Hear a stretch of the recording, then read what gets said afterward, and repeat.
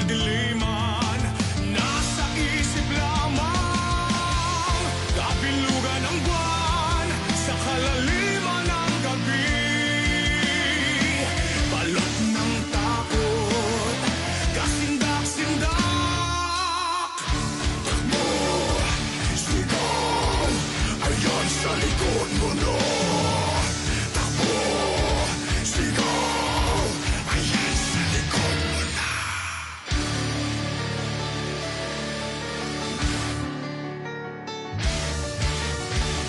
Kalawit ni kamatayan, sa iyo'y nakaumang. Aswang manananggal, di ka't mapaparang.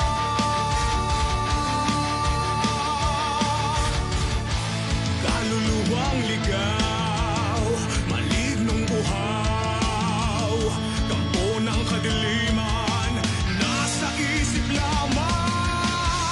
Kabilugan ng buwan sa kalaliman ng gabi.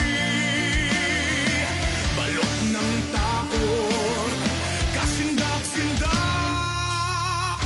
Takbo, sigaw, ayan sa likod mo na. Takbo, sigaw, ayan sa likod mo na.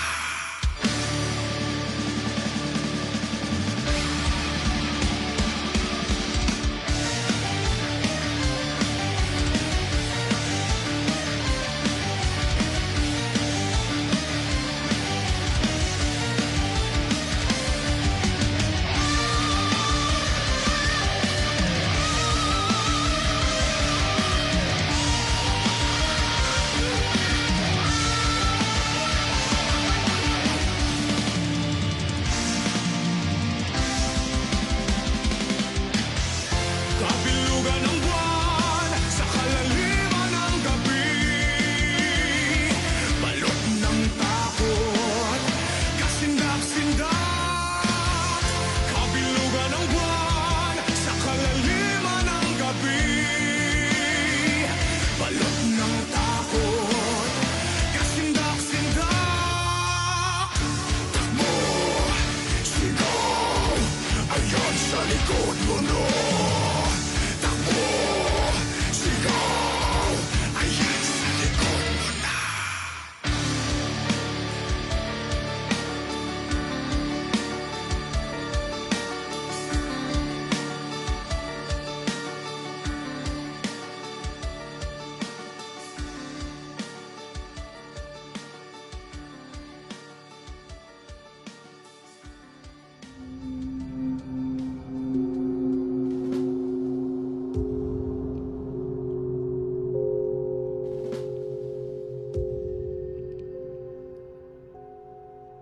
Magandang gabi, Kasindakers.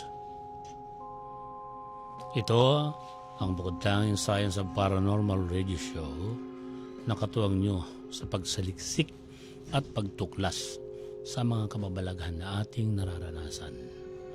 Ito rin ang pangahas na programang nagbubulgar ng secret society na pilit nagpapatakbo sa buhay ng mga tao sa mundo. Salamat po sa lagi niyong pagsubaybay kina Benji Felipe at Derek Cacho na lagi naghahatid ng mga kasindak-sindak na kwento, world conspiracies at sa pagsagot nyo sa mga tanong ukol sa panaginip at kababalaghan. Lagi na rin natin kasama ang guro natin si Adam Reyes upang alam natin ang sagot sa mga bagay na hindi natin lubos na alam. At kagaya ng dati, bago po tayo pumasok sa mundo ng paranormal at supernatural, kailangan muna nating magdasal.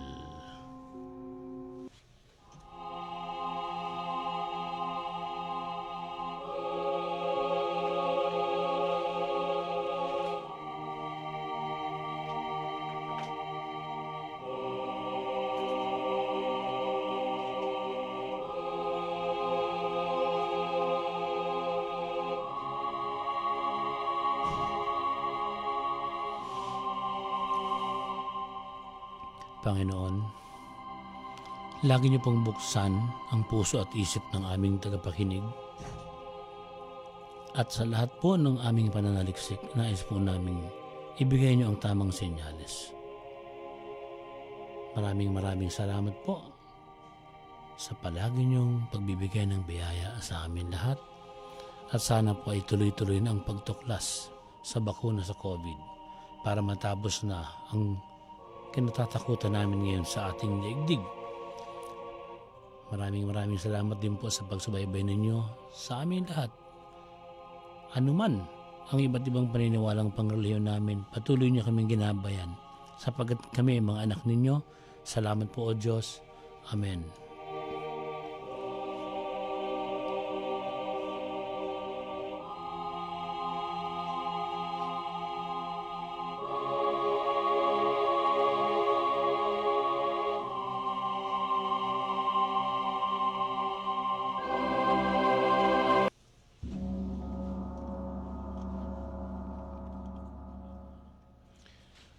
O yung mga nagsisimula pa lang na makinig ngayon, baka gusto nyong umorder ng Happy Takoyaki, official Happy Takoyaki Facebook page. Buksan po ninyo, napakasarap. Ito naman pong takoyaki na to, pinag-aralan namin ni Dea kung paanong pasarapin. At kung gusto nyo matikman ng mura at masarap na burger, sariling gawa ang tinapay, hindi mukhang rubber, sariwa ang karne, makapal, walang harina, sa fresh vegetable at sa cheese, sulit na. Faralicious Burger. 0945-604-0038 o kaya 0919-649-5646. Yan po ay luto naman ng aking anak. Faralicious Burger. At yung mga nagdaang Faralicious Burger, Happy Halloween, Happy Takoyaki promo natin. Ang winners natin si Noemi Akuin, si Ambi Burt, Abelet Balatukan, Frenzy Angelo Fauni at Demsen Jonas. Contact lang po kayo. 0919-649-5646, 0945-604-0038 o kaya kontakin nyo yung Happy Takoyaki official Facebook page. Yan.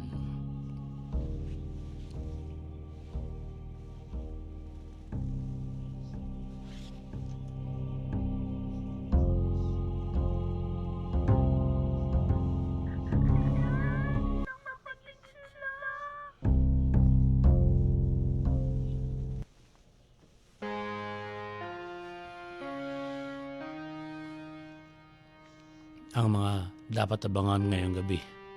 Utak ng mga patay na binubuhay sa laboratorio. Pwede rin bang magmulto? Iuulat. Paano maiiwasan ang hawa-hawa ng COVID-19 sa tahanan? Alamin. Ayon sa mga dalubhasa, ang masayahing mga tao ay hindi madaling maging malilimutin. Ilalahad mamaya. Ikawalong bahagi sa kwento sa pagiging global conspirator ni Ninoy Aquino, sundan. Ang pagpapatuloy sa bahagi ng kwento ni Luis Taruk, Antabayanan. Ang natuklasan sa paranormal investigation sa abandonadong paaralan, tatalakay ni Adam. Ang bagong bakterya na kumakalat sa China mula hayop papunta sa tao, papaksain. Lapitin ba talaga ng kaluluwang gala ang mga may pangontra o yung may orasyon? Ano ang tunay na orb? May paliwanag si Adam. Ang apex formation sa paranormal investigation, alamin kung ano ito mula kay Adam. At ang planes of existence, ipaliliwanag ni Adam. Ang mga tanong niyo ukol sa panaginip at kababalaghan, isa-isang sasagutin. At ang inaabangan niyong horoscope, mamaya lamang makakausap natin si Dea. Si Dea ihatid sa inyo. Abangan po siya.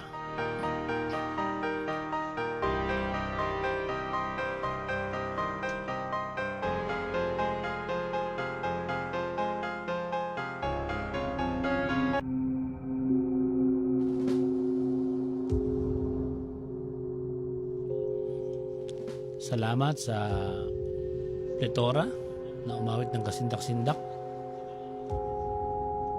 At si Perdi Gomez ay nakikinig siguro ngayon, no? Nag-upload sila ng bagong kanta nila sa YouTube. Panoorin po ninyo yung kasindak-sindak na pinalitan yata na ng title, Takbo. Parang gano'n ang ginawa ng title. Happy listening, Malik Asilo and Mami Evelyn Mijares, Daddy June, Ate Malen, Maluma Morno, Pern Asilo. Salamat po, no? Alam nyo, marami sa atin ang hindi talaga nakapagdiwang ng Halloween nitong nakaraang linggo. Di ba? Sa tradisyonal na pagdalaw natin, sa mga puntod ng mga namayapang mahal sa buhay, di ba? Kasi nga dahil sa COVID. Tsaka marami ang mga LGU na nagbawal muna tayo magkipon-tipon sa mga sementeryo. Pero wala kayong dapat alalahanin. Hindi kayo dapat mabahala. Kung alamin lang natin ang kasaysayan ng Halloween, ay mababatid talaga natin. Hindi naman tayo obligado na sa araw ng santo o araw ng patay, doon lang tayo magdiriwang para sa mga namayapa. Ugatin nga po natin ang pinagmula ng tradisyong ito. 2,000 years ago ay may sariling pamumuhay ang Celtics people. Ito ay sinaunang Europeans na dumayo sa mga dalampasigan ng Amerika. Partikular ang Ireland ngayon. Wala pa noong Christianity at wala pang Roman Catholic. Isa sa paraan nila ng pasasalamat sa magandang ani ay ang festival na kung tawagan ay Samhain, Samhain or Zawin. Dahil November 1 ang pagtatapos ng anihan sa kanila, ito rin ang araw na nagtitipon-tipon sila, nagsusuot sila ng costumes at nagsisindi ng bonfire sa paniniwalang nabubugaw nito ang mga kaluluwang gala sa paligid. Ganun po yun ang araw, yung sinimulan niyan. Noong kanilang panahon, wala pang advanced medical science. Marami rin ang namamatay kapag sumasapit na ang winter. Ang simula ng winter sa Celtics ay November 1 din. Ayon sa kanilang paniniwala, ang kaluluwang gala na nagbabalik ang siyang sumusundo sa mga nabubuhay pa. Sa Pilipino, uso rin yung sundo, no? Pero hindi man ito totoo. Nagkakataon lang na taglamig talaga kaya nauuso ang sakit noon at hindi naman basta naaagapan. Isa pang dahilan ng pagdiriwang nila ng Samhain o Samhain Festival ay protection daw yun sa mga pananim. Kaya may mga pari sila na sa gitna ng selebrasyon ay humuhula sa future harvest ng crops nila. Nagsusunog din sila ng mga hayop bilang alay. Ang hating gabi ng selebrasyon ay ang Hallows Eve na kalaunan ay tinawag na Halloween. Pagpasok ng 8th century na may Roman Catholic na at tumaganap sa mundo, sinakop ng Romans ang Celtics territory. Ipinag-utos ni Pope Gregory III na ipagdiwang din ang All Saints Day sa kadikit ng All Souls Day. Itong All Saints Day ay tinatawag namang All Hallow Mass.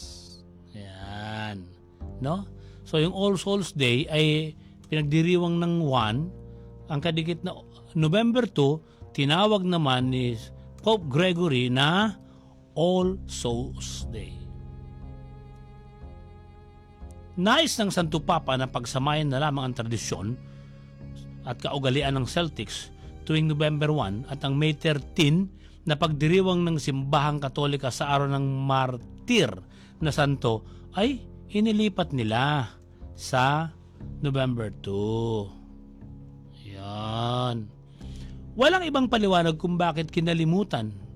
Dapat November 1 ito, hindi November 2. Walang ibang paliwanag kung bakit kinalimutan ang kahalagahan ng May 13 para sa kamartiran ng mga santong Katoliko, kundi ang kunin lamang ang kalooban ng mga Celtics noon. Parang, sige, sundin namin yung petsa nyo, pero kami ang ang magpapatakbo ng pagdiriwang. Kaya mas logical na sa mananakop ng mga Romano na ilipat ang May 13 bilang All Saints Day at gawing November 1 na dikit sa tradisyon ng Celtics na All Souls Day. November 2 nga pala talaga. November 2 nga nila ginawa yung All Saints Day. Total, ang ugat ng All Saints Day ay ang pagdakila ng Roman Catholic sa Diyos ng mga puno at prutas. No? Diyos ng mga puno at prutas na tinatawag na si Pomona. Kaya kung uugatin natin ang All Souls Day ay pagdiriwang ng inaaning palay at gulay, samantalang ang All Saints Day ay pagdiriwang sa mga puno at prutas. Pagpasok ng 19th century, binaliktad ng Roman Catholic ang dalawang petsa. Ang November 1 ang ginawang All Saints Day. Yo, kaya tayo nagkakalituhan eh. Sila rin pala ang nagpalit-palit nito, no? Sa 19th century, ang November 1 ginawang All Saints Day at ang November 2 naging All Souls Day sa Roman Catholic. Ang dahilan, nais ng simbahan na unti-unting iwaksi ang lumang tradisyon ng Celtics. Yan. Noon namang nakarating sa Pilipinas ang Roman Catholic ay ginawa na natin ang All Saints Day at All Souls Day celebration. Tinawag natin itong araw ng mga santo at araw ng mga patay. Yan. Kapag may costume party, kanya-kanyang imagination ng mga Pilipino, may nagsusuot ng nakakagulat, nakakasindak, nakakatakot. Mayroong mga weird, mayroong mga nagpapasikat sa mga kasuotan. Inlis natin ang tradisyon na nagbo-bonfire at pinalitan ng nangangaluluwa. Itong pangangaluluwa halo sa sariling tradisyon ng Amerika, ang trick or treat na ginaya natin. Sa mga probinsya, ang pangangaluluwa ay dalawang uri. Ang una ay pangangatok sa mga bahay nang hihingi ng regalo. Ang ikalaw, may mga kabataan na o kahit may edad na noon kapag hating gabi, nagbubunot ng mga tanim sa ibang bakuran. Nangunguha ng mga prutas na mimitas, gano'n. Iniba natin ang kahulugan ng pag-aalay sa ani at pagdakila sa prutas, no? Pero sa Metro Manila, mas sinusunod yung uso sa estates na yung kabataan naka-costume, may trick or treat, kumakatok sa mga bahay-bahay. Yan. So, hindi naman talaga maalaga yung November 2 na yun lang ang tanging pag-alala sa mga namayapa nating mga mahal sa buhay. Itong mga piyetsang ito ay minanipula lang ng Roman Catholic upang burahin ang tradisyon ng mga Celtics. Yan. Yun po ang kwento ng All Saints Day at All Souls Day.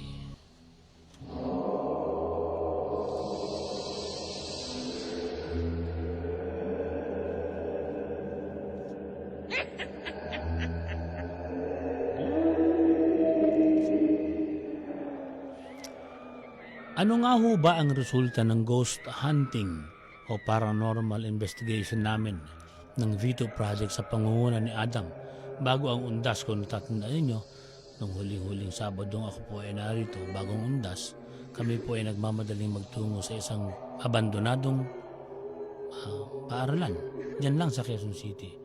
At narito po, may mga nangyaring kwento kami doon na hindi pa namin alam kung ano talaga yung final result.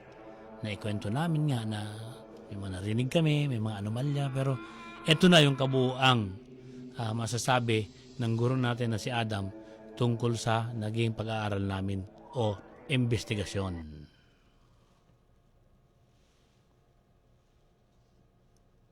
Anong nangyari? Bakit ayaw itong umandar? Yun.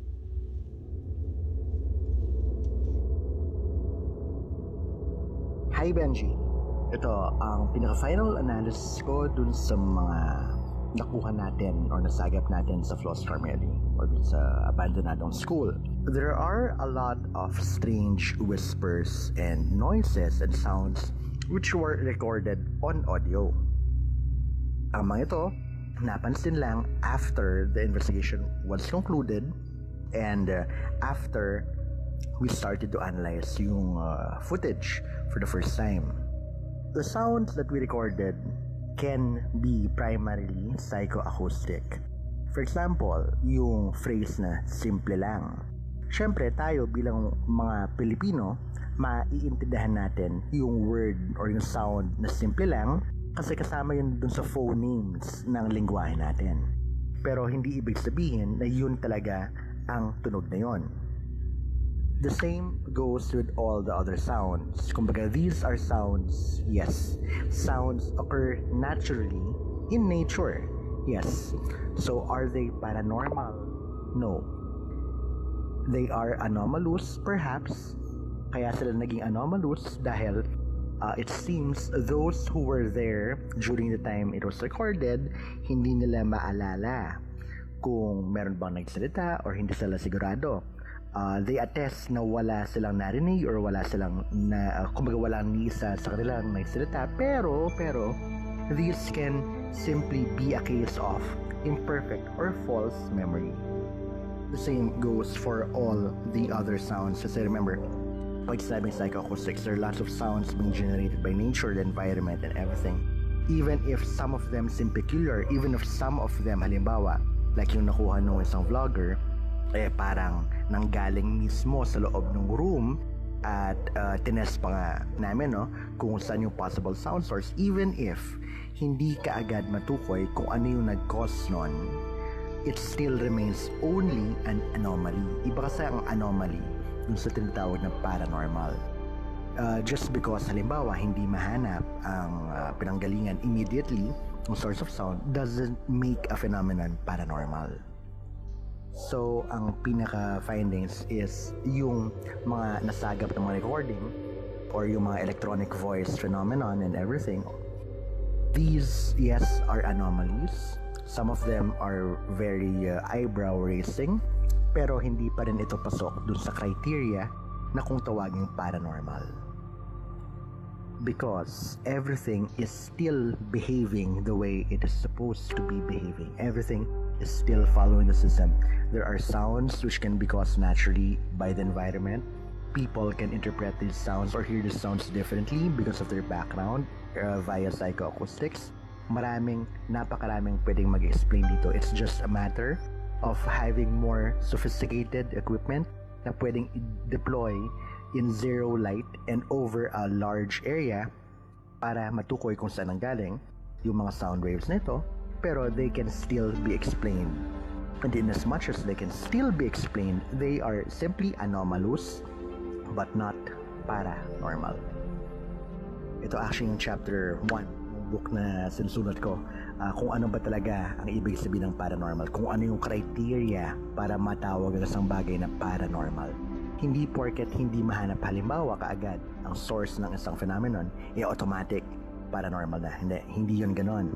It simply means merong anomaly na yung equipment or yung mismong investigator kulang pa ang bit-bit niya para maimbestigahan ito.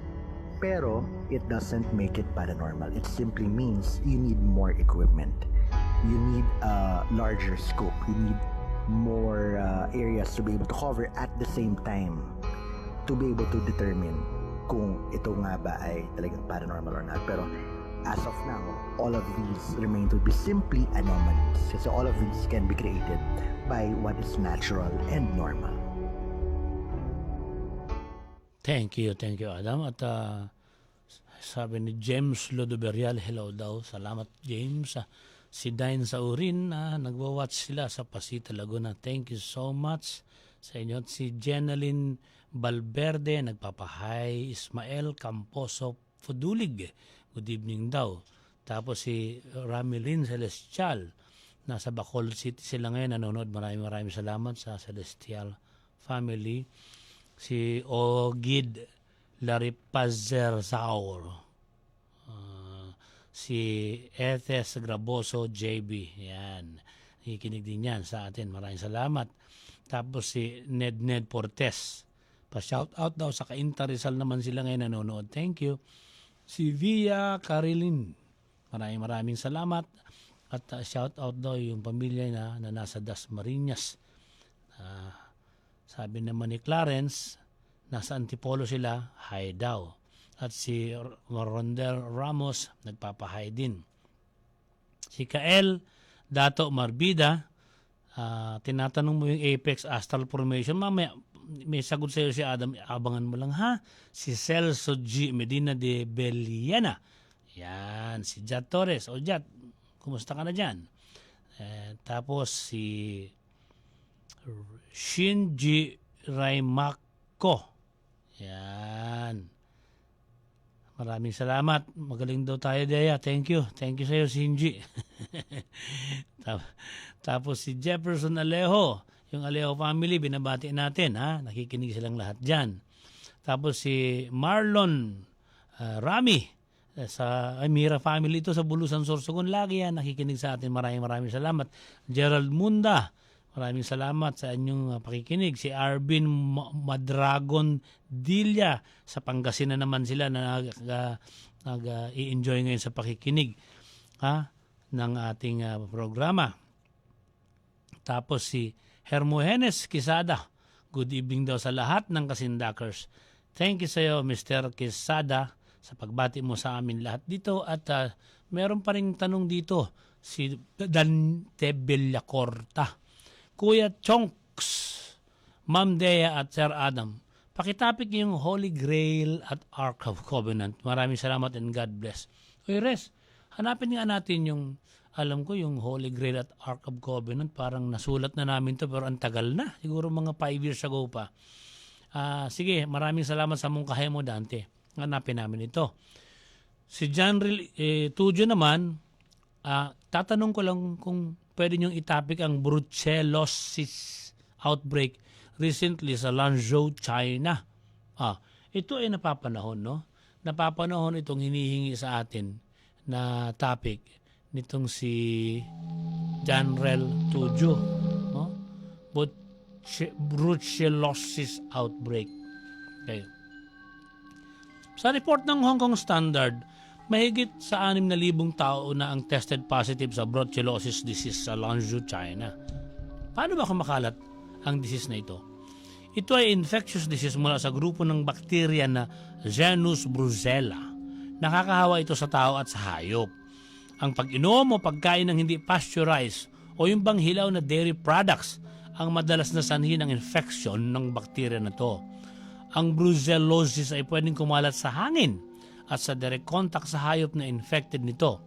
Pwede rin pumasok sa tao ang bakterya sa sugat, kung may sugat ang tao, o kaya sa ilong at lalamunan pag nalanghap. Pwede rin ma-infect nito sa paraan ng blood transfusion kung ikaw ay mayroong mga sakit na sinasalina ng dugo. At pwede rin tissue transplant. Kumalat ang brucellosis disease sa 1,000 katao sa China kasi nagsimula yan noong 2019, natuklasan na ng ilang estudyante, mga November daw yun sa Lanzhou Veterinary Research Institute. Bago natapos ang December 2019 ay 181 people na mula sa institute ang infected. Pero sa huling pag-aaral ng mga dalubhasa sa kanila ng September 2020, nakita ang outbreak ay nagmula sa biopharmaceutical factory ng China Animal Husbandry Industry Company. Gumamit daw ang factory na ito ng expired disinfectant mula July hanggang August 2019 para sana sa vaccine for the bacterial infection. Pero ang bakterya ay naiwan sa kanilang waste gas kasi expired yung ginamit nila na pangontra. Ang contaminated gas ang nagkalat at nagkaroon ng outbreak. Yan. Ang mga sintomas nito ay sakit ng ulo, yung lagnat, yun, sakit ng ulo, lagnat, meron din komplikasyon sa reproductive system sa lalaki at babae at pwede rin magkaroon ng arthritis. Ang mga hayop na merong malakas na infection ng brucellosis, yung baka, kambing, tupa, baboy, aso, usa at kamelyo. Pwede rin daw mahawa nito yung mga balyena at yung mga harbor seals na nakikita natin. Wala naman tayo nito harbor seals. Malilipat sa tao mula sa hayop ang bakterya kung kakain ka nga ng mga raw dairy product. Bawa yung milk na hindi pasteurized, no?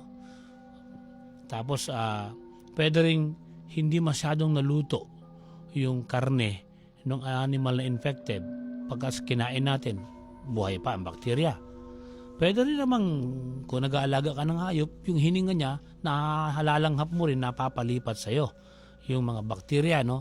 O kaya yung lagi mong hinahawakan, yung mga pet dog mo na meron pala nun, maaaring magkaroon ka din ng ganong klaseng sakit. Pero sa kabila nito, hindi raw basta madaling lumipat ang bakterya ng basta yung tao sa tao lang, ano?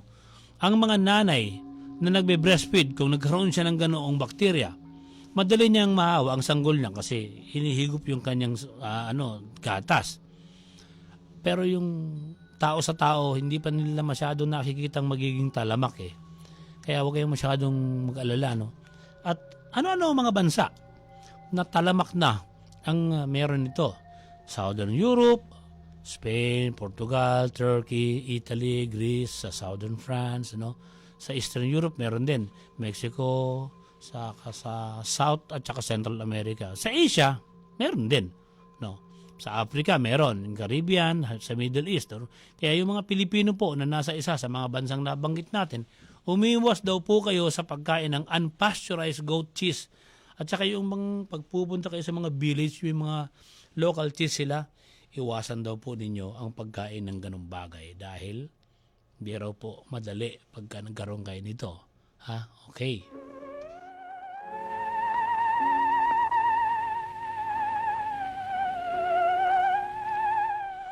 Tanong ni Jason Feliciano Magbanwa, pwede bang itapik si Commander Bantugan sang manggagamot na napapanood sa YouTube? Nanggagamot siya at kumikitil ng mangkukulam at nagpapagaling ng may karamdaman. Katulad ng hirap sa paglalakad at sinasaniban, pinapainom lang ang pasyente ng healing water at binibigyan ng pangontra. Sana mabasa niyo ito. Maraming salamat. God bless and more power. Alam niyo, Mr. Jason, kami po sa Bito Project at sa kasindak-sindak, hindi basta naniniwala sa ganitong paraan ng paggamot. Una, kasi ang kulam ay hindi naman tatalabas sa mga taong hindi naniniwala. Kasi what your mind can conceive, your body can achieve. Kung iniisip mo lagi na kinukulam ka, makakaramdam ka. Automatic suggestion galing sa utak, nararamdaman ng katawan. Pero kung hindi ka naniniwala, walang talab. Madalas, ang sanib ay bunga ng hysteria sa loob ng utak ng tao. Ikalawa, kung totoong kumikitil ang manggagamot na ito ng buhay ng mga mangkukulam, ito ay isang krimen. Abay, dapat wag natin siyang susuportahan. Kasi krimen ang pumatay ng kapwa-tao. Hindi ko naman sigurado magkukulam mga siya, papatayin mo. Ganon, wala. Tanong ni The Birching, Tito Benji, maganda ang level up ng topic program nyo, lalo na yung mga focus nyo ng scientific, paranormal at mystical. Hopefully, magkaroon din kayo ng astronomical topic to be more interesting. Sa ibang station, nakakasawa na makinig, balita na lang ng balita ng COVID, politics at corruption. Nakaka-depress lalo at nakaka-stress. Mag-focus na lang po tayo sa apat na topic. Scientific, paranormal, astronomical, at saka mystical. Yan. Rest, tinuturuan kang maghanap ng astronomical na topic ni Mr. Birching. Maraming salamat sa iyong mungkahi, Sir Bert. Ang tanong ni Kevin Cosme, pwede nyo bang itapik ang headhunting sa Mountain Province? Ang headhunting ay dating nakasanayan sa mga tribo sa Luzon na hindi pa uso noon yung kabiasnan. Pero ngayon, hindi na ito pinaiiral, no? Ginagawa ito dahil ang pugot na ulo ang pinakatropeo nila mula sa kalabang komunidad o yung mga tribo na hindi nagkakaunawaan, nagkakaroon sila ng mga awayan. Pinaniniwalaan noon na ang ulo ng kanilang kalaban na inaiuwi sa kanilang tribo ay nagdudulot ng swerte, no? Napipreserve nila ang ulo at isinasali sa mga ritual ang ibang bahagi ng katawan gaya ng puso, utak, dugo at atay. Inaakalang nagbibigay ng kakaibang lakas kaya kinakain ng ibang tribo ang mga yon. Madalas na ang pinupugutan nila ng ulo ay dahil nga sa paghihiganti lang. Kung ang tao ay lumabag sa tinatawag nilang adat o traditional law. Yan, subject siya para mapugutan. Sa ibang paniniwala sa kanila, ang mga ulong pugot ay ginagamit bilang symbolic foundation sa mga itinatayong gusali o tahanan. Sa iba, ito ay pataba lang sa lupa. At sa iba naman, ito ay simpleng status symbol ng kanilang katapangan. Ang dating kilalang tribo na may mga gawaing headhunting ay ang Ifugao, Bontok, Ilongot, Sagada Igorot, Kalinga at ang Apayao. Mga Cordillera Central ito, pero ngayon magkakasundo na sila, no? Hindi na sila nagpapatayan. Dati lang naman to, pero ngayon wala na, mukhang wala na talaga ito, no? Bago kasi mag-World War II, sinawata na ang ganitong tradisyon. Sa panahon ng mga Kastila talaga, hinayaan lang na ituloy nila ang nakagis ng headhunting, pero sa panahon ng after World War, wala na yan. Tanong ni Rocky Emano, ay hindi, pa-shoutout lang daw sa Gubat, Sorsogon, ang Emano family. Salamat po sa lagi niyong pagsuporta sa kasindak-sindak. Si Christian Zacarias, good morning, request ko, pwede bang mag-post kayo sa official YouTube channel nyo ng parte-parte ng kwento sa buhay ni Ninoy bilang global conspirator. Nahihirapan akong hanapin ng mga episodes nyo. Thank you in advance. Christian, pangako ko kapag natapos ang kabuuan ng global conspiracy theory na tinatalakay kong isa-isa i-upload namin yan. Napakihintay lang po. Maraming salamat sa pag-aabang. Si Kenneth Plegaria, pa-shoutout, kung totoo ang pahiwatig ng panaginip na mangyayari sa kasalukuyan. Nakikinig po ako sa inyo mula pa noong 2012. Nasa Radyo 5 pa kayo. Salamat. Ang tinutukoy mo, Kenneth, yung precognitive dream. Yan ang tawag dyan ni Adam, no? Habang tulog ang tao, sabi ni Adam, sabay na gumagana ang conscious at subconscious mind. Sa paggana nila, may mga informasyon na nakukuha at mas aktibo ang subconscious mind. Iniipon niya lahat ng mga information. At pag naipon niya yung mga information, yung may mga impact doon, maaalala mo yun. Pwedeng advance information, kaya yung iba natatakot Akala nila masama sila dahil nahapanaginipan nilang mababaril yung kapitbahay nila sa kanto ng eskinita. O kaya ay mayroong masusunog sa kanilang barangay. Nag-aalala sila, dapat nila nahuhulaan. Hindi huhula ang tawag doon. Precognitive dream. Bago nyo pa makita sa kinabukasan ng paggising, sinabi na ng advance information ng inyong subconscious mind na mangyayari ang inyong napanaginipan. Yan. Mamaya magsashoutout po tayo ng mas marami na mga tagapakinig natin, pero pakinggan muna natin itong Science News mula kay Dea Ricacho.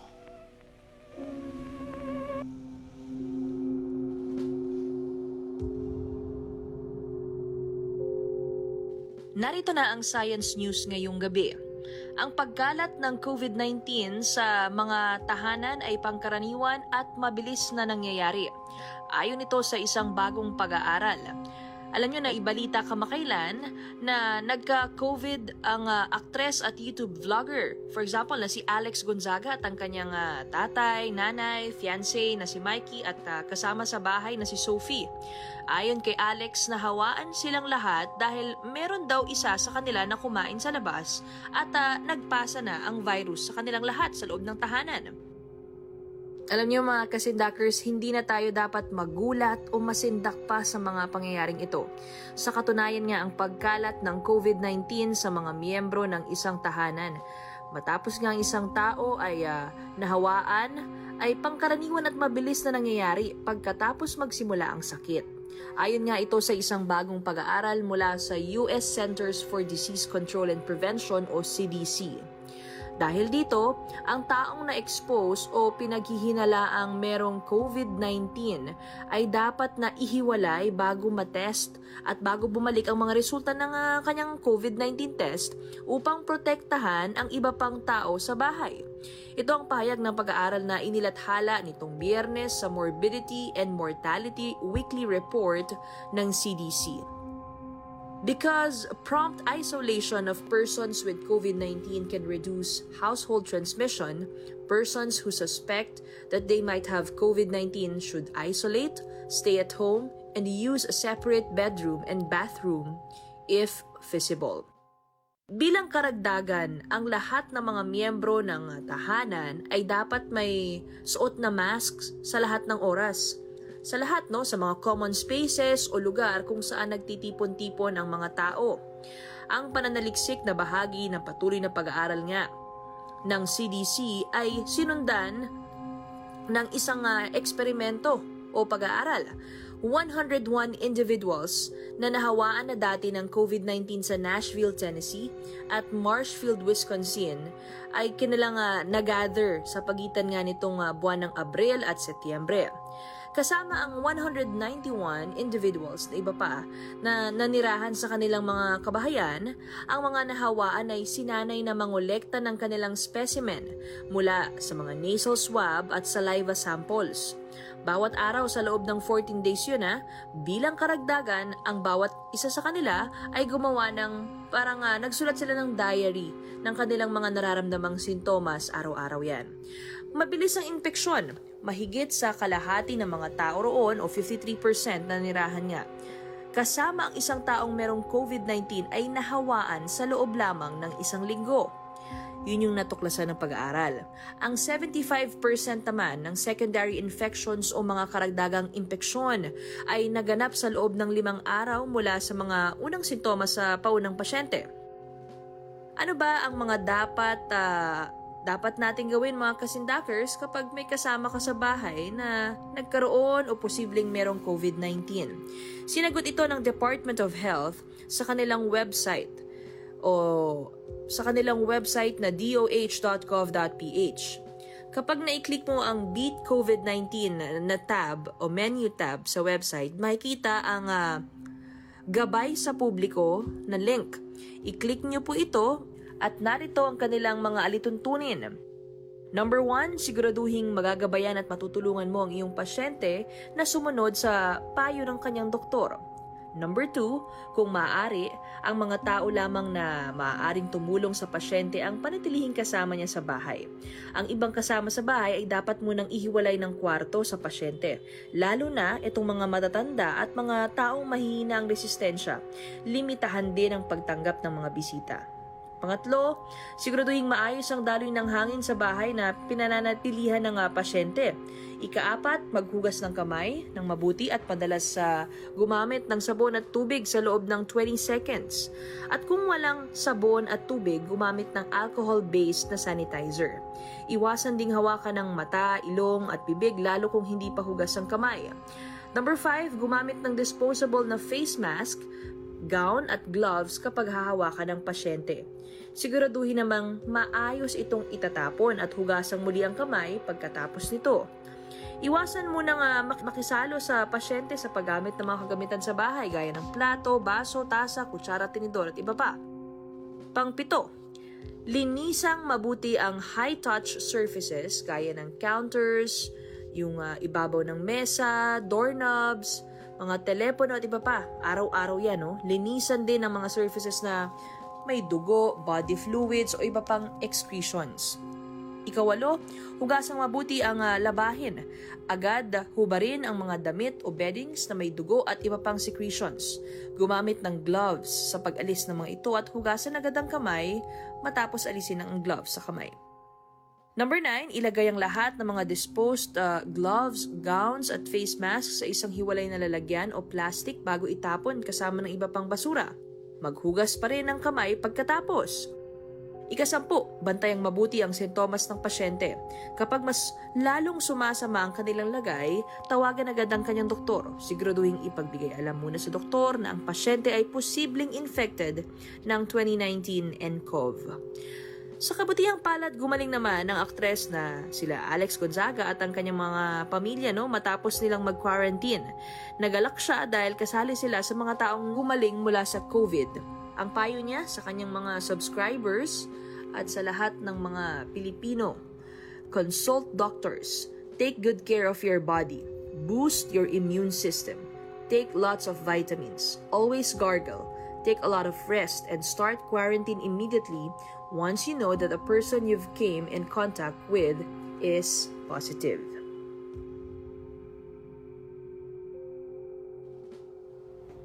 Samantala, ikinabahala ng mga dalubhasa ang posibilidad na magkaroon ng sentience o malay ang mga lab-grown brains. May isang article na nailathala kamakailan lamang sa journal na Nature ang nagbigay ng mga mahalagang katanungan. Kaya bang magkaroon ng malay ang mga organoid o artificial organs na ginawa sa isang laboratorio? Ano ang mga senyales ng kamalayan na ito at paano kaya ito itetest ng mga siyentipiko? Kailangan bang magkaroon ng mga karapatan ng isang brain organoid o na mayroong malay? Iniuugnay ang term na sentience sa computing at artificial intelligence. Ngunit ang tanong kung sino o kung ano ang sentient at deserving na mabigyan ng mga karapatan at moral considerations ay nag-uugat pa nga sa simula ng kasaysayan ng tao. Itong pagsasalarawan ng Stanford Dictionary of Philosophy sa salitang sentience o consciousness na sa wikang Tagalog ay kamalayan. Sinabi dito, An animal, person, or other cognitive system may be conscious in the generic sense of simply being a sentient creature, one capable of sensing and responding to its world. Being conscious in this sense may admit of degrees, and just what sort of sensory capacities are sufficient may not be sharply defined. Are fish conscious in the relevant respect? And what of shrimp or bees? Sa journal na Nature, ipinaliwanag ng reporter na si Sarah Reardon isang specific area kung saan masidhi ang pagtatalo tungkol sa sentience. Noong August 2019, si Alison Moultrie, isang professor sa Department of Pediatrics and Cellular and Molecular Medicine sa University of California, San Diego, ay naglathala ng isang papel sa Cell Stem Cell Journal tungkol sa paglikha ng human brain organoids na nakalikha ng coordinated waves of activity o brain waves na katulad ng nakikita sa mga premature na sanggol. At ang brain waves na yon, iniulat nga ni Reardon, ay nagpatuloy ng ilang buwan bago tapusin ni Moultrie at ng kanyang grupo ang experiment. Nangangahulugan iyon na ang mga cell na ginawa ng grupo ni Moultrie sa lab ay nagpapakita ng pagsisimula ng isang cognitive system o sistemang nagbibigay malay na maaaring magtapos sa pagkakaroon ng pakiramdam at pagtugon sa mundo.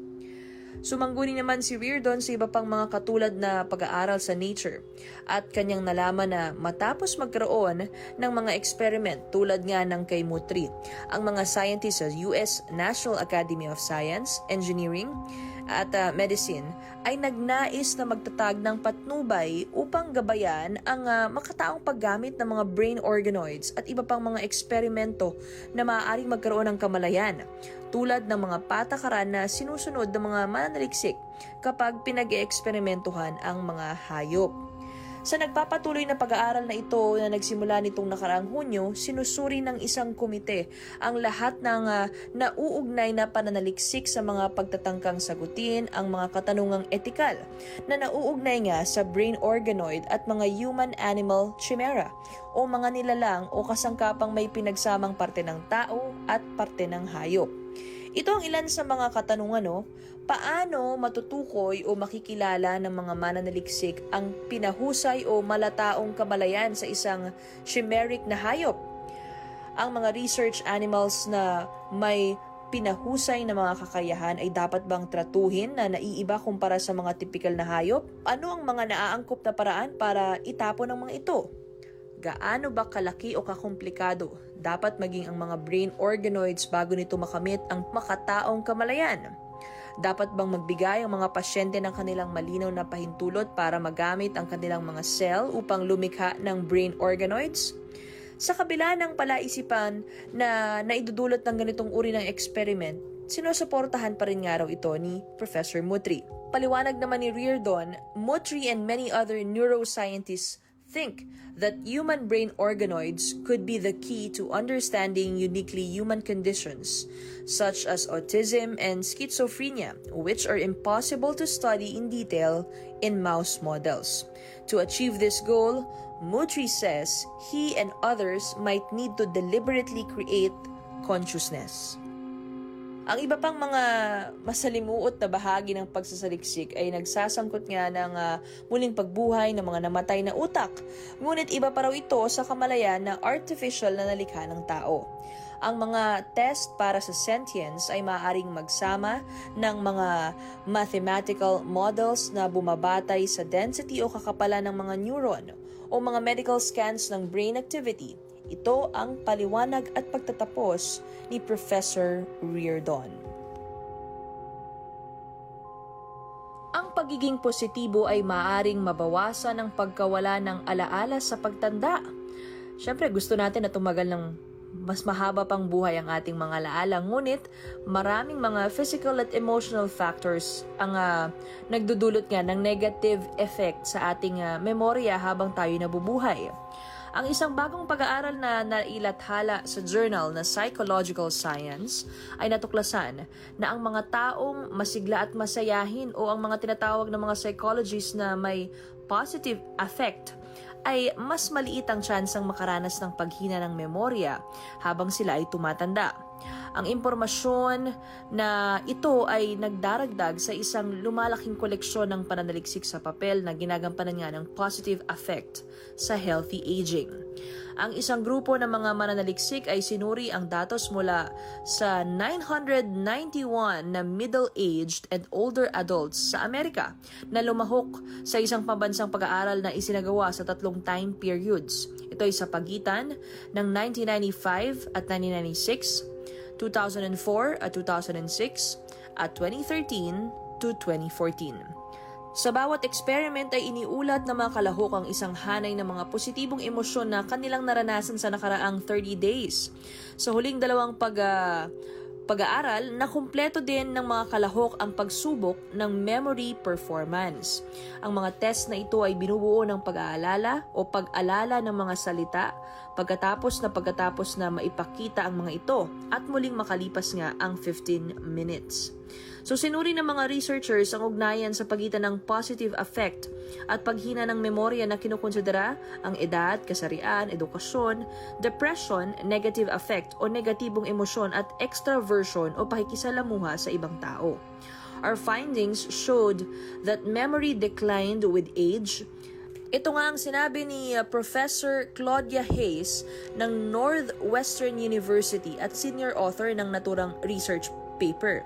Our findings showed that memory declined with age. However, individuals with higher levels of positive affect had a less steep memory decline over the course of almost a decade. Ito ang idinagdag ni Emily Hitter, isang PhD graduate ng Northwestern University at lead author ng paper. Ang mga susunod na pag-aaral ay maaaring tugunan ang mga paraan na mag-uugnay sa positive affect at memory tulad ng pisikal na kalusugan o yung mga tinatawag na social relationships. Maraming salamat sa iyo, Miss Dea. Kaya si Adam Reyes, no? Masyadong sharp ang memory kasi positive thinker siya eh. Siguro dapat nga lahat tayo maging masayahin lang para hindi tayo maging malilimutin. Good evening daw, sabi ni James Alboroto. Nakikinig sila sa Davao. Tapos sabi ni Kevin Conji, sana daw iba pang plethora songs ang patugtugin katulad ng Diyos Mabalos at Hiblang Himala. Sige, sa susunod na pagkakataon pag wala tayong maraming, kasi dami nating story, hindi natin maisingit yung mga kanta, no? Pa-shout out daw si Avril Joyce Jimenez, sabi ni Celso Villena. At si Ramelin, natutuwa siya kasi nakapag-subscribe na siya sa YouTube channel. Maraming salamat. Si John Ginto, nasa Lithuania, nakikinig ngayon sa Europe, no? At si Romel Tribiana, no? Galit. Sino ro ang gumamit ng PhilHealth? iba naman tong issue niya, politika. Si Joseph Lucena, nakikinig daw siya kasama si Crisanto Camacho ng Muntinlupa. God bless. At si Ryan Bersamina, pa-shout out daw sa Wex Unravelers na grupong kasama siya at marami silang pinag-aaralan doon. Si Ryan, mahilig talaga yan. Philosophy, mystery, etc. Maraming salamat sa iyo, Ryan. Nung pa lang sa Radyo 5, lagi na nakikipag-ugnayan sa atin to eh. James Kalahan, pa-shout out naman po, ang haba ng O. Sabi niya, si Denver Kalakat, may tanong ka. Yata, sasagutin mamaya ni Adam. Sa Angono Rizal naman sila, nakikinig lahat. At si Brian Badillo, pa-shout out daw. Si Arvin Dilia, nasan daw si Dea? Nasa bahay nila. Takot ma-COVID, ayaw lumabas. Stay home. Sa mga taga na Sugbo, Batangas, pinapa-shoutout ko ni Benhur Belonsyo sa mga taga na Sugbo. At si Elcid Cranyola, good evening daw sa lahat ng mga kasindakers nating nakikinig sa ngayon. Salamat. Ha? Tapos si Jesse Manalang, pa-shoutout ng Manalang family at sa kanyang brother na si Pau na idol daw tayo dyan sa Cagayan de Oro. Uy, galing kami dyan. Sana nalaman ko. Sa susunod nga na biyahe natin, magdala na lang ako ng mga libro sa inyo, pamigay ko. Kaya lang, mapapagalitan tayo ng LGU pag dinalang ko kayo. Bawa inutusan ako ng opisina sa isang lugar, magdala ako ng libro para ipamigay sa inyo. Baka naman tayo makasuhan dahil may social distancing na dapat ipatupad. Storbo talaga itong COVID na ito. Ang tanong nga ni Chulip at Christine Carreo, nakikinig kayo, salamat ha. Ang tanong nga, sabi ko na, si Denver Torres Calacat, pwede rin ba siyang maging kasapi ng V2 project kahit wala siyang third eye o anumang special abilities? Aba, ano bang sagot dito ni guro nating si Adam?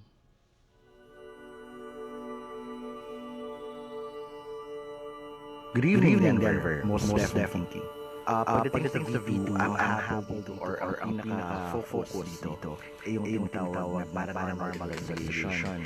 And we use the science of paranormal. Ngayon, meron kami training for the use of psionics na yung tawagin ng iba na third eye or telepathy or clairvoyance. Pero ang pinaka-basic training is yung psionic is extra lang yun. Kasi pagdating sa actual na investigation, ang numero uno kailangan dyan ay yung ebidensya.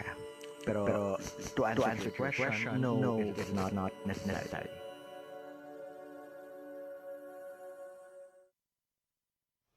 At tanong naman ni All Rock Jebs, kilala ko to si Carlo. Ano ang pagkakaiba ng mambabarang sa mangkukulam? Ano nga ba ang pagkakaiba? Sagot ni Adam dito.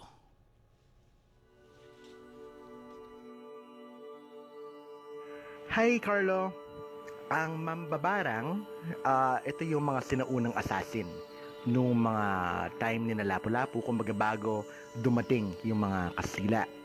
Ang mangkukulam naman is just another fancy word for those who use hypnotism or hypnotic suggestion to be able to implant thoughts via the use of fear.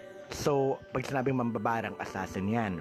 Pag sinabing mangkukulam, you're using mentalism, psychology, or mind warfare. Yan, nagpapabati si Eric Monson. Yan, at saka sabi ni Jay Reveral, para daw mahiwagang diwata ang boses ni Adam. Hindi ko nga rin alam Wala naman akong ginagalaw dito, bigla na lang nagdodoble yung boses. Pero hindi naman tayo mapamahiin, walang multo. Ang tanong ni Chris Vladizkomarov, Sir Benji, Ma'am Dea, tatanong ko sana kung anong ibig sabihin ng sa bawat araw at oras nakakakita ka ng numero na paulit-ulit. Simula daw nung 2017, araw-araw nakakita siya ng number 444. Kahit sa anong bagay, sa orasan, eksaktong 444, plaka ng sasakyan, nakikita niya. Ano bang gustong iparating? Sabi niya. Palagay ko wala. Paliwanag mo nga, Adam, kung meron ba talaga o wala.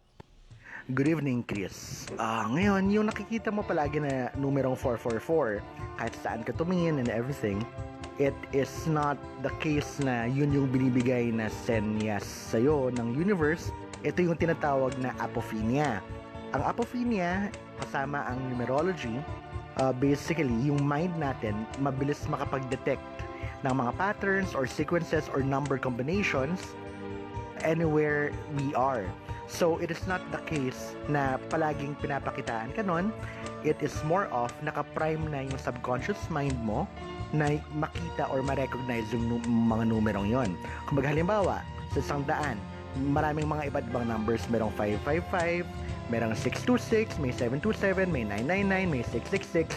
Kahit makita yon lahat ng mata mo, ang mapapansin mo lang kaagad is yung 444 kasi meron siyang preconditioned alert system sa brain mo. Wala itong pinagkalayo dun sa mga tao na kung minsan ang palagi naman makikita is 333. Yung iba naman palaging 888 kasi naka-prime na yung mind mo to be able to see or find this pattern. This is also partially what's referred to as scotoma or scotomic perception, na kumbaga nakikita ka agad nung mind mo kung ano yung hinahanap subconsciously nung brain mo. Kumbaga it's a precondition already. Now, in terms of other fields, no, ang 444 ay kabilang din doon sa mga sinasabing mga angel numbers. Some of them, if you're gonna ask the Chinese, would say na 444 is very unlucky. Others naman will say na it's very lucky. So it all depends on the belief system. Ngayon, meron namang iba na ang belief, yung 444, no, the numbers, this means that you are on a path of power or assurance. So, depende yan sa belief system. You can see a lot of science around you. But everything depends on how you react to, how you let them affect you, and what you decide to do and act on with regard to these signs. Thank you, Adam. Nagpahabati si Jefferson Ovidos at saka si Sherwin Retardo. Salamat po sa inyo.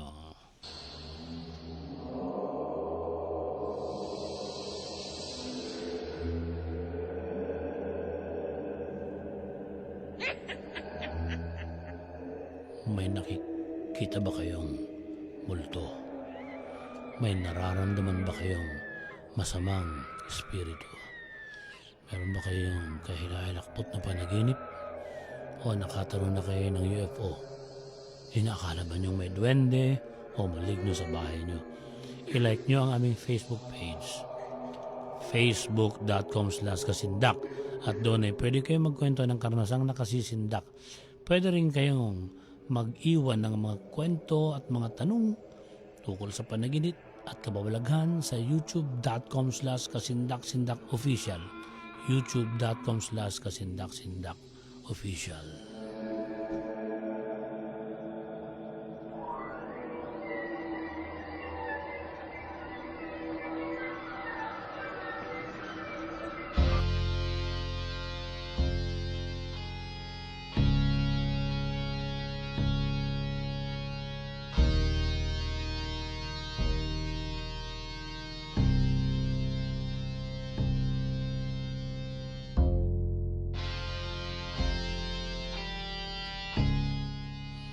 Narito po ang pagpapatuloy natin sa kwento ng mga kadakilaan ng mga naging miyembro ng Hukbalahap sa pangunguna ni Luis Tarok.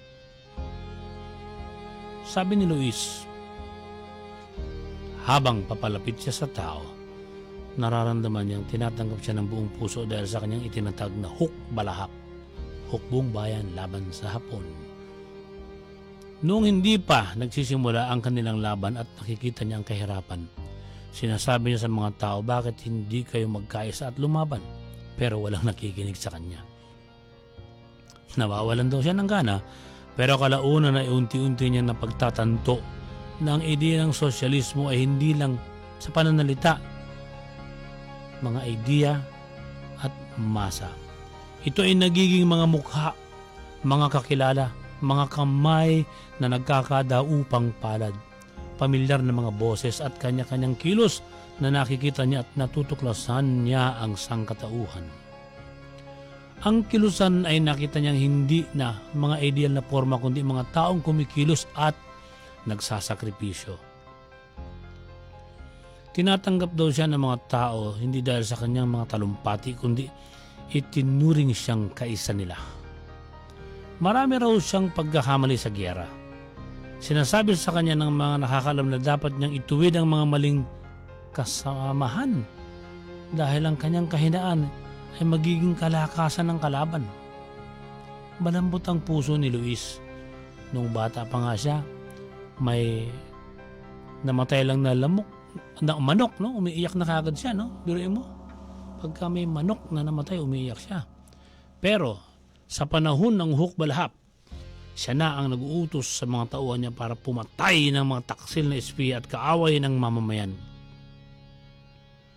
Hindi naman daw siya pumatay ng ni isang tao pero ipinag-utos niya ang pagpatay sa maraming bilang commander-in-chief ng Hukbalahap.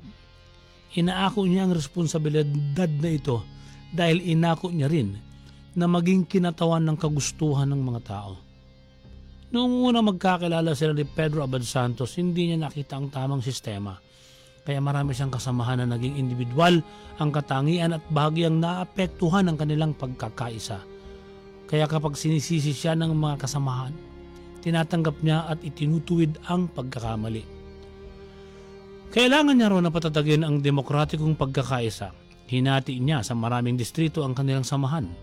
Ang Pampanga kay Alejandrino, ang Nueva Ecija kay Castillo, ang Bulacan sa kanya.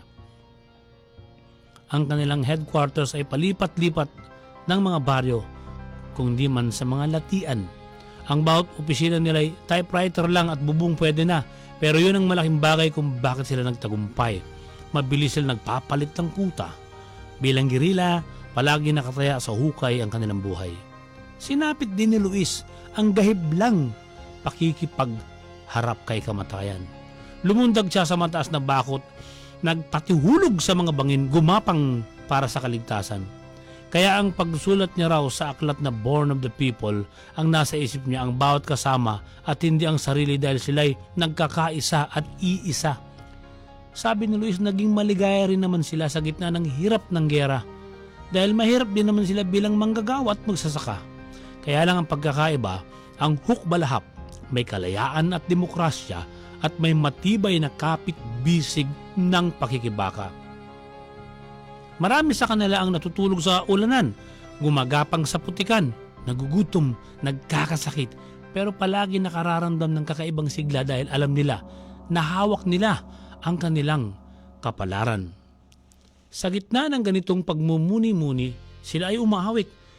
Nagbibiruan, naglalaro at kung may kalaban, umaawit habang nakikipagbarilan. Ang isa pang bukal ng kaligayahan ni Luis ay ang kanyang asawa na nadadalaw niya pa rin kahit sa gitna ng pakikibaka. Sa edad na 29 anyos, alam na ng kanyang asawa ang magiging kapalaran ni Luis na noong una binansagan sa samahan bilang si Lulu. Sa kahulugan ay palagi naghahabol pero mas tinanggap kay Luis bilang alipato. Si alipato, si Luis Taruk.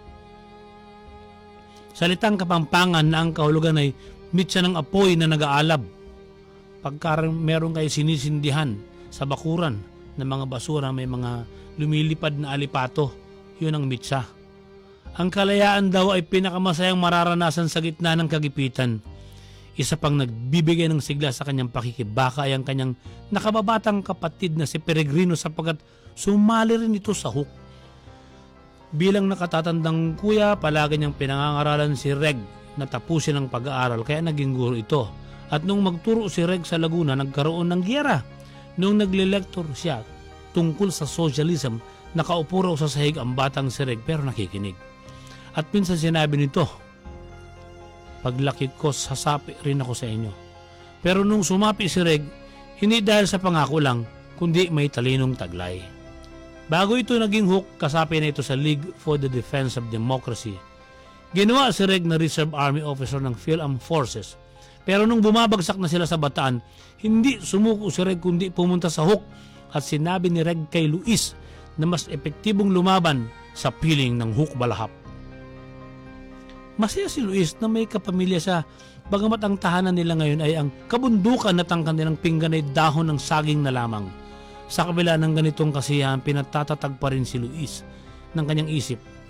Ang kanilang fundamental spirit na ang masang Pilipino ang pinakamahalaga. Mahilig daw siyang magluto at sabi niya, kasing hirap ng gawain ng commander ng army ang maging commander ng kusina. Pero ang palagi niyang nararamdaman kapag napapaligaya niya ang kapwa, nabubusog ang kanyang puso ng saya. Marami siyang taong nilalapitan at ginagawa ng iba ay pintasan siya dahil mas inuuna niya ang kapwa at nakakalimutan ng sarili. Kailangan daw ang isang leader ay patuloy na mag-aral dahil hindi sila magtatagumpay kung kapos siya sa pagbabalik sa kasaysayan, sa pag-aaral ng ekonomiya, sa pagtatasa ng politika at siyensya. Pero sinasabi niya sa sarili, ano ang kwenta ng maraming nalalaman kung puro pilosopiya lamang at hindi mo naman nararamdaman ang kapatiran at hindi mo naman isa sa katuparan sa piling ng bawat kasamahan? Kaya sa susunod pag-uusapan natin ang napakaraming giyerang pinagdaanan ng hukbalahap at kikilalanin ang limot na bayaning mga Chino, mga Chinese na naging malaking bahagi ng tagumpay ng laban ng mga inaaping Pilipino, inaapi sa panahon ng Hapon. Sila ang mga buhay na testimonya na ang kapatiran ng mga Pilipino at mga Chinese ay isinulat din sa dugo at sila ay tunay na lumaban para sa ating bansa. Alamin ng kadakilaan ng mga Chinese warriors na sumapi sa Hukbalhap upang lipulin ang Japanese Imperial Army para sa kalayaan ng Pilipinas sa susunod na Sabado. Tatalakayin natin.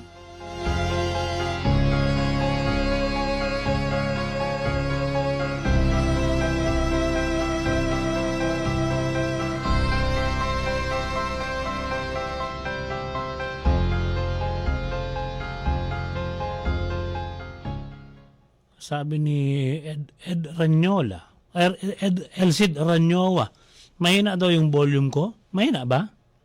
Chris? Hindi na, mahina ba? Hindi nyo ba narinig? Sabi ni Naudira Brancova, na-miss ko ang kasindak-sindak.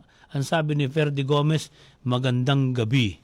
Yan. Pinalitan mo na ang kasindak-sindak, ginawa mo ng takbo. Ayan sa likod mo na, Ferdy. Pinalitan mo yung title. Sabi ni MJ Bernardo Cumpio, magmaskara daw tayo. Magmask. Yan. Si Karen Pacheco, pwede ba ipa-explain yung tungkol sa nangyari kay Ed Calawag sa ginawa nilang footage sa lumang simbahan sa Manila? Hindi ko pa napapanood pero mas maganda kung ipapanood natin kay Adam yung Karen kasi medyo ayaw kasi namin nung nanloloko. Dapat sa totoo lang Kagaya nung nagkaroon nga kami ng huling-huling namin, paranormal investigation. Ang dami namin naramdaman pero hindi namin sinabi na meron. Hinintay ko talaga yung analysis ni Adam at kanina naparinig yung analysis. Although may mga narinig at may mga naramdaman. Ito nga si Pido Di Castro na cameraman ko, nakita niyang umuusok ang buong katawan ni Adam na wala namang sigarilyo Yung pala, talagang umuusok ang katawan ni Adam pag intense yung kanyang paranormal investigation. So, wala pong paranormal doon sa nakita. Kakaiba nga lang. Kasi may usok, di ba? May tanong si Mark Mann. Tanong ko, paano nalalaman kung ang isang tao ay walk-in? Ilan ba talaga ang planes of existence? Yan. Yung planes of existence, gusto niya itanong kay Adam kung ilan ba talaga. Kung meron bang mga walk-in. Ito ang sabi ni Adam dyan. Hello, Mark. Currently, there are so far 31 planes. Ngayon, as we go forth, as we do more research, more and more planes of existence or yung kung tawagin planes of experiential reality, mas marami silang nadidiscover as we evolve, as we grow on. Pero so far, there are 31. Yan. At ang tanong naman ni Eloisa Baldosa, nais ko magtanong tungkol sa mga nakikita kong orbs, kung ano ang mga sign. Nakakita ko pero di siya madalas. Sign ba ito na merong multo o meron akong third eye? O bukas ang third eye ko? Isa pa, ano ang totoo kapag may orasyon at may pangontra ba ay nilalapitan pa rin o lapitin pa rin ang kaluluwa at ng mga elemento? Sana'y masagot ninyo. Dalawa ang tanong na gustong masagot nitong si Eloisa. Alamin natin kay Adam kung ano ang masasabi niya rito. Hello, Eloisa. First things first, pag nakakita ka ng orb ng harap-harapan, a piece of advice, huwag mong hahawakan. Kasi pwedeng electrostatic discharge yan, pwede rin siyang yung tinatawag na swamp gas. Pero mas swerte ka ng swamp gas, ang delikado pag electrostatic discharge, hinawakan mo, makukuryente ka dyan. Ngayon, hindi lahat ng orbs na nakikita talagang paranormal. Karamihan dyan are created by naturally occurring gases and particles in the atmosphere. Specifically, yung mga charged particles of ions and electrons. The thing about orbs is it doesn't always mean na there's a soul. Kasi as mentioned, karamihan nga ng mga orbs ay hindi talaga orbs. Some of them actually alikabok lang na kumbaga nakuha on CCTV or mga insekto na tumalbog yung flash or yung ilaw dun sa mata ng insekto tapos nakuha on camera. So hindi lahat ng orbs are actually orbs. Again, dun sa mga totohanan ng orb, normally these have been associated with not just souls, kasi they could also be, as other belief systems would claim, they could be other types of species like meron yung mga manifestation ng diwata halimbawa or mga fairies. Ngayon, generally these are benevolent in nature kung yung totohanan ng orb ang pinag-usapan. Pero take note, karamihan ng orb hindi naman talaga actually orb. At some of them, nakapatay na ng tao kasi hinawakan nila, electrostatic discharge yan. Na kumbaga parang hinawakan mo yung kidlat. So imagine mo kung gaano kataas ang voltahe nun. So, wag mo sila basta-basta hawakan or lalapitan. Check mo muna. Always check. Always verify. Always validate first. Pagdating sa orbs, you have to be careful. Some of them are not ghosts, but they can kill you kasi electrostatic discharge or a type of, kung tawagin, yung ball lightning, which is formed normally on surfaces of high curvature na kumbaga nagkakaroon ng interplay between the ionic particles in the air and atmosphere. On your second question, technically speaking, ang kaluluwa kasi or ang multo, kapag alam niyang magpapanik ka or matatakot ka, hindi ka nila lalapitan kasi think about this. Ang isang multo, magmumulto lang yan kung meron siyang mensahe na gustong iparating or sabihin. Kung alam niya na unang tingin pa lang niya sa'yo, alam na niya na ayaw mong makipag-usap sa multo, hindi ka nila lalapitan kasi kahit lapitan ka niya, pag kumaripas ka ng takbo, hindi rin niya mabibigay yung mensahe niya. Now, basically, everything boils down to the power of your will. If you feel na parang merong nanggugulo sa'yo na multo, at sigurado kang multo yon, sabihin mo lang sa kanya na, sorry, I do not want to interfere, I do not want to engage. Kasi, remember, everyone has guardians. All of us, more or less, are protected by angels. And if you're worried about ghosts who keep on bugging you relentlessly, even after you have told them to get away, are going to be transgressing the rules and the laws.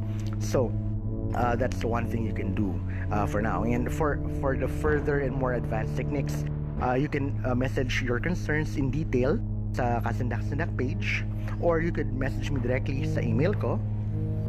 That is adamreyes.thev2project@gmail.com.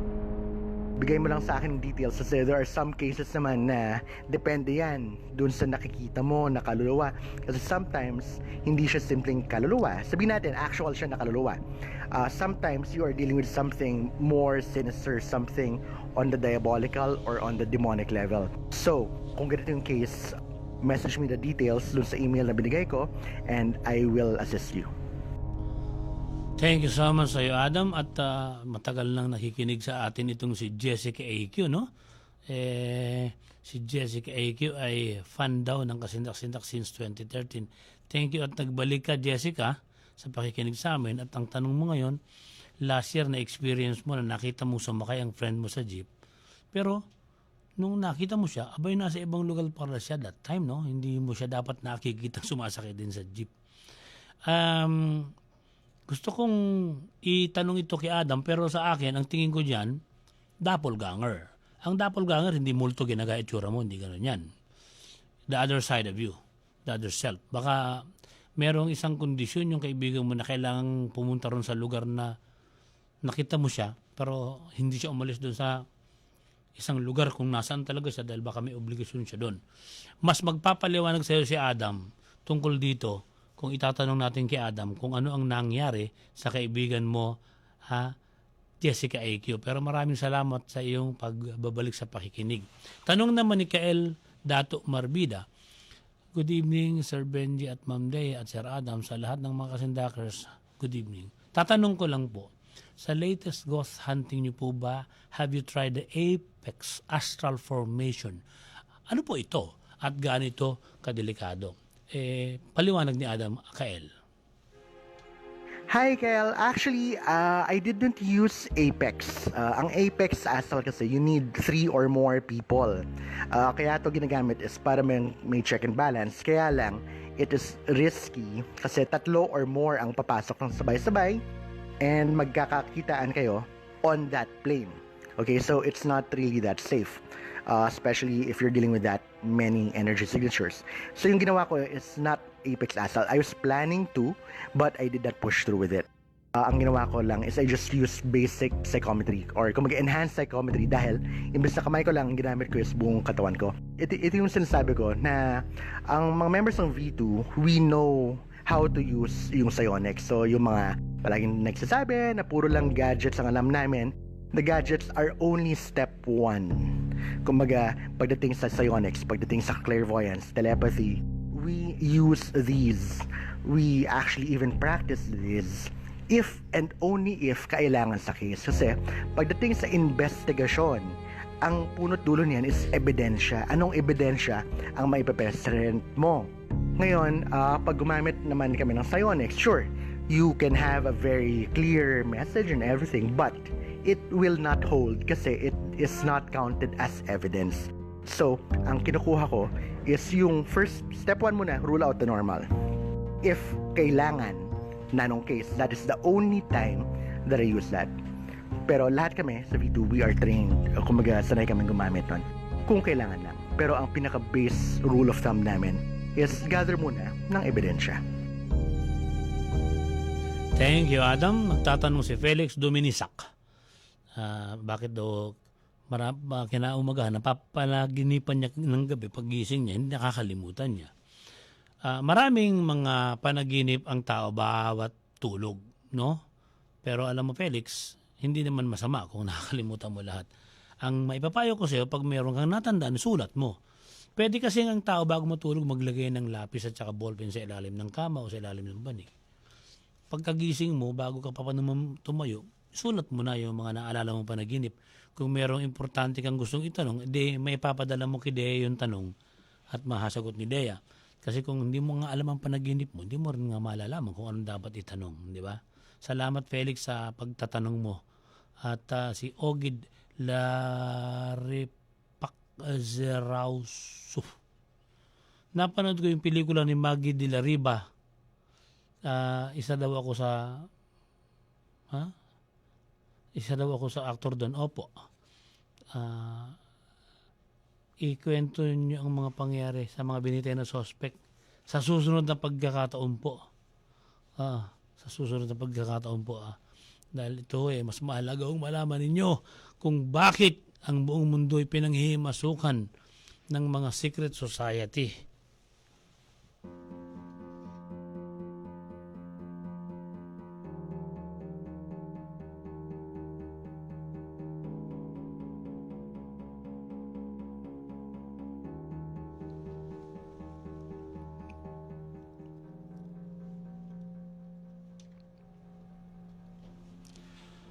Ito na ang ikasyam na bahagi ng kwento tungkol sa pagiging global conspirator ni Ninoy Aquino.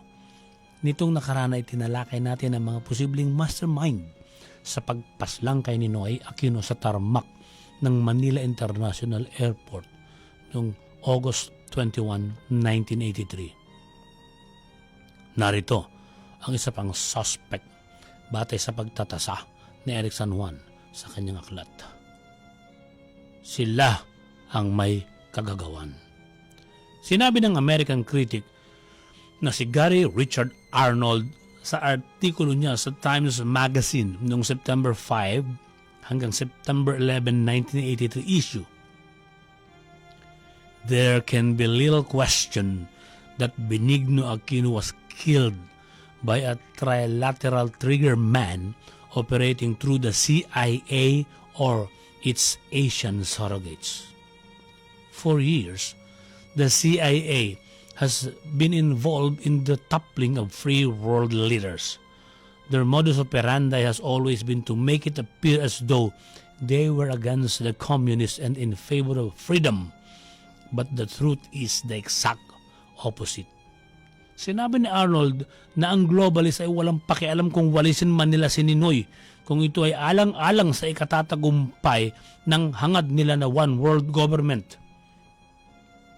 Ang sabi ni Eric, noong ialok kay Ninoy ng US State Department officials, natanggapin ni Ninoy ang alok ni Marcos na maging Prime Minister ng Pilipinas at tumanggi si Ninoy. Doon nagsimula ang pagkairita ng mga nasa secret society dahil hindi sila pinagbigyan ni Ninoy. Kung tutuusin, dapat hindi ro kinalimutan ni Ninoy na ang mga taga-US State Department ay ang kanyang mga amo sa pagiging global conspirator nila. Sa article ni Arnold sa Times, sinabi niya ang ganito: Aquino represented the interest of the Rockefellers and the super rich. He was considered a red revolutionary by anti-communists and a moderate by the Reagan-Rockefeller crowd. So yung dating Pangulo na si Ronald Reagan ay kasabwat din pala ng mga Rockefeller. At ang Rockefeller kasama yan sa 13 bloodline ng Illuminati. Few Filipinos are aware that David Rockefeller, the single most powerful man in the world who believes that the presidency of the United States would be a demotion, made a deal with communist North Vietnam prior to the war. He financed the Hanoi government's military struggle against the United States in exchange for total control of all natural resources in both North and South Vietnam after the war was over. Kita nyo yan? Pero talagang umiiral, no? Hindi totoo yung mga leftists, mga rightists. Puro lang pala pera ang pinaiiral ng mayayaman para magamit sila. Sa laki ng bilyones na dolyar na ginugol sa laban ng Vietnam sa gera sa Amerika, saan nga ba kukunin ng Vietnam ang perang ito sa loob ng 14 years? Ang Rockefeller family ay may napakalaking oil refinery sa North Vietnam. Ito ang tunay na dahilan kaya hindi pinayagan ng mga Vietnamese na pasabugin ang oil refinery noon. Ito'y pahayag ng isang Vietnam veteran na naiintindihan ng pangyayari doon. Ang refinery na ito ng mga Rockefeller ang nagsusupply din ng gasolina papunta sa South Vietnam. Isinasakay nila sa International Sea Tanker ang supply. Dinadaan ang biyahe sa South China Sea noong gera. Nakita nyo na? Kumikita ang Rockefeller sa magkabilang panig ng gera sa Hanoi at sa Saigon. Sinabi pa ni Arnold tulad ng Warren Commission na nagtakip sa mga komunista sa pagpapatay nila kay John F. Kennedy, ang Council on Foreign Relations ay nagmungkahi rin ng Private Blue Ribbon Committee para imbestigahan ang pag-assassinate kay Ninoy. Isang representative ng pamilyang Rockefeller na Stephen Sollers na isang hitman ang inutusan na mag-imbestiga. Sinabi ni Sollers noong mapatay si Ninoy, "Any official investigation of the Aquino assassination conducted by the government of President Marcos itself will have no credibility with the Filipino people. It is they who did it." Na ang tinutukoy ni Arnold ay ang secret society.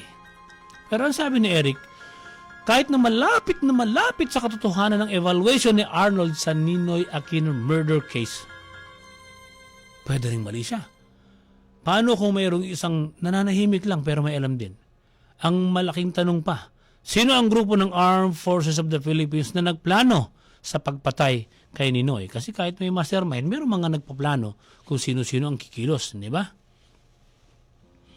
Hindi kasi mababaliwala ang binitiwang salita ng dating AFCICOM Brigadier General na si Luther Custodio. Sinabi niya, nalusutan kami.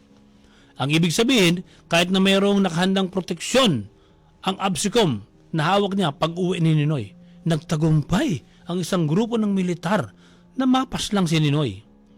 Ang dating congressman ng Bohol na si Ernesto Herrera ay nagbintang na may alam si dating President Fidel V. Ramos at First Lady Imelda Marcos sa kamatayan ni Ninoy at Rolando Galman.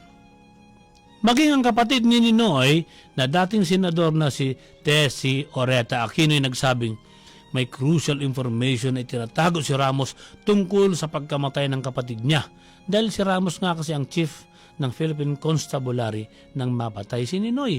Pero sinasabi naman ni FBR, ang talagang pinayagan lang naman kasi makapasok sa tarmac nung umuwi si Ninoy, si General Fabian Ber at ang kanyang Presidential Security Command at ang grupo ni Brigadier General Custodio na AFCICOM. Sinasabi ni Imelda sa kabilang banda, baka daw naman talaga mga Marcos loyalists ang pumatay kay Ninoy na hindi alam ng mga Marcos. Pero hindi niya matukoy. Sino ba ang mga loyalist na may kakayahang gumawa ng ganong assassination?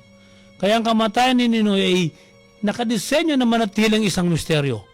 Ngunit may isang natitiyak, sabi ni Eric, biktima si Ninoy ng globalist at biktima rin si Marcos ng secret society na ito. Ang pagkakaiba lang, hindi lubos na nauunawaan ni Ninoy ang rules of the game, kaya naging martir si Ninoy sa nagaganap na lihim na world revolution. Sa kabilang banda, matalino si Marcos para makita niya ng malinaw ang tunay na larawan ng politikahan. Kaya si Marcos napatalsik lang, si Ninoy pinatay. Pero sinasabi ni Eric na hanggang sa ngayon ay may mga buhay pang testigo. Nananahimik at may nakatagong pictures at video na oras na malantad sa tamang panahon, mahuhubaran ang misteryong bumabalot sa Ninoy Aquino Rolando Galman double murder case. Sa susunod na Sabado, hukayin natin ang pananaw ng isang economist at political analyst kung ano ang kaugnayan ng Amerika sa kamatayan ni Ninoy Aquino. Abangan.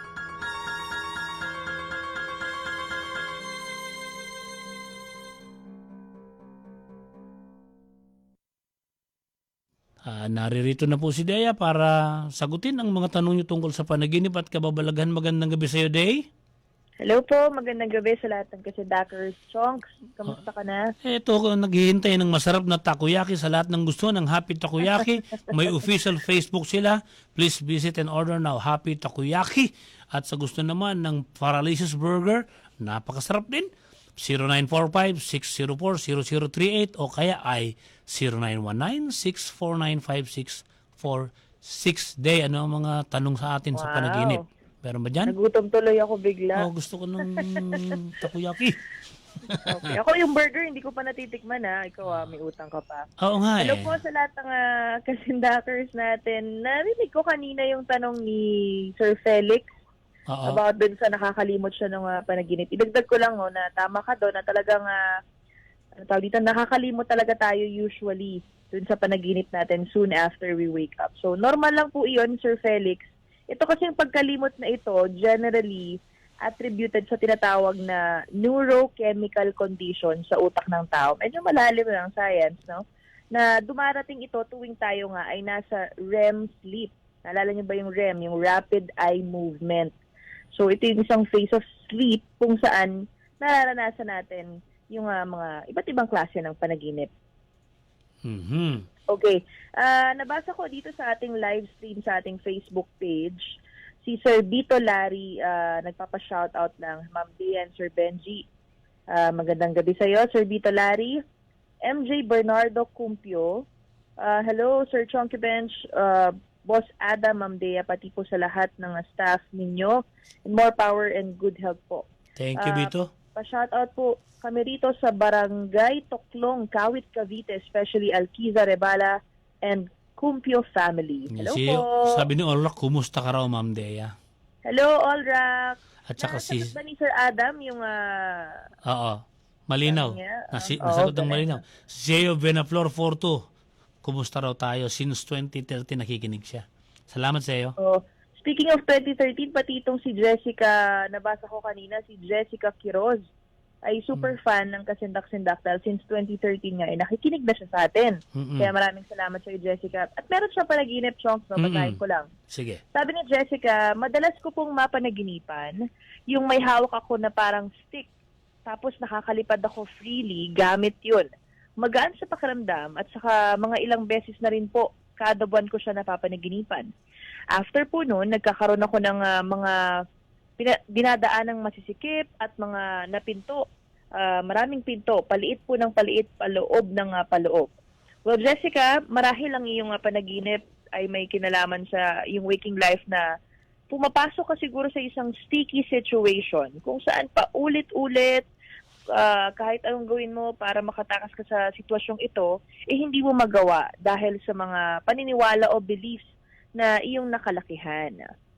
Samantala, Chong's happy listening muna kay Rodrigo Suarez ng Obando, Bulacan. Hello. Every Saturday yan ay nakikinig talaga sa iyo. Thank you. At babatiin na rin natin ang nagpapa-shoutout sa atin na si Geraldine Pagyo Mainopas at si Francis Katapang. Yan. Wow, daming heart, daming shoutouts. Kensoy Puray Repalam.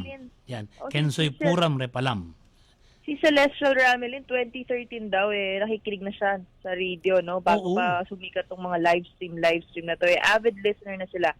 Maraming salamat. Jarlitz Lopez II. At sabi ni Seo Buenaflor, mabuti naman daw ay bumalik na tayo. Matagal tayo nagbalik. Matagal na po. Dati daw kasi may nagmamasid pa raw yung huli niyang Oo sa atin. nga naman. Naputol kasi yung kasindak-sindak.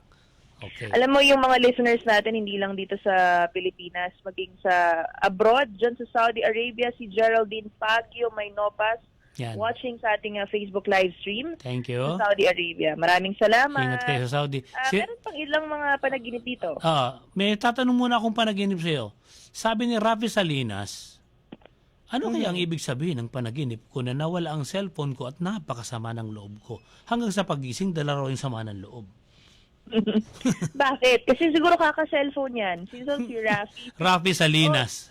Usually, di ba, yung emotions natin na tawag dito, nagmamanifest dahil siguro in our waking life, Rafi, puro cellphone. Ano ba yung mga pinagkakaabalahan ngayon? Di ba? Cellphone, gadgets.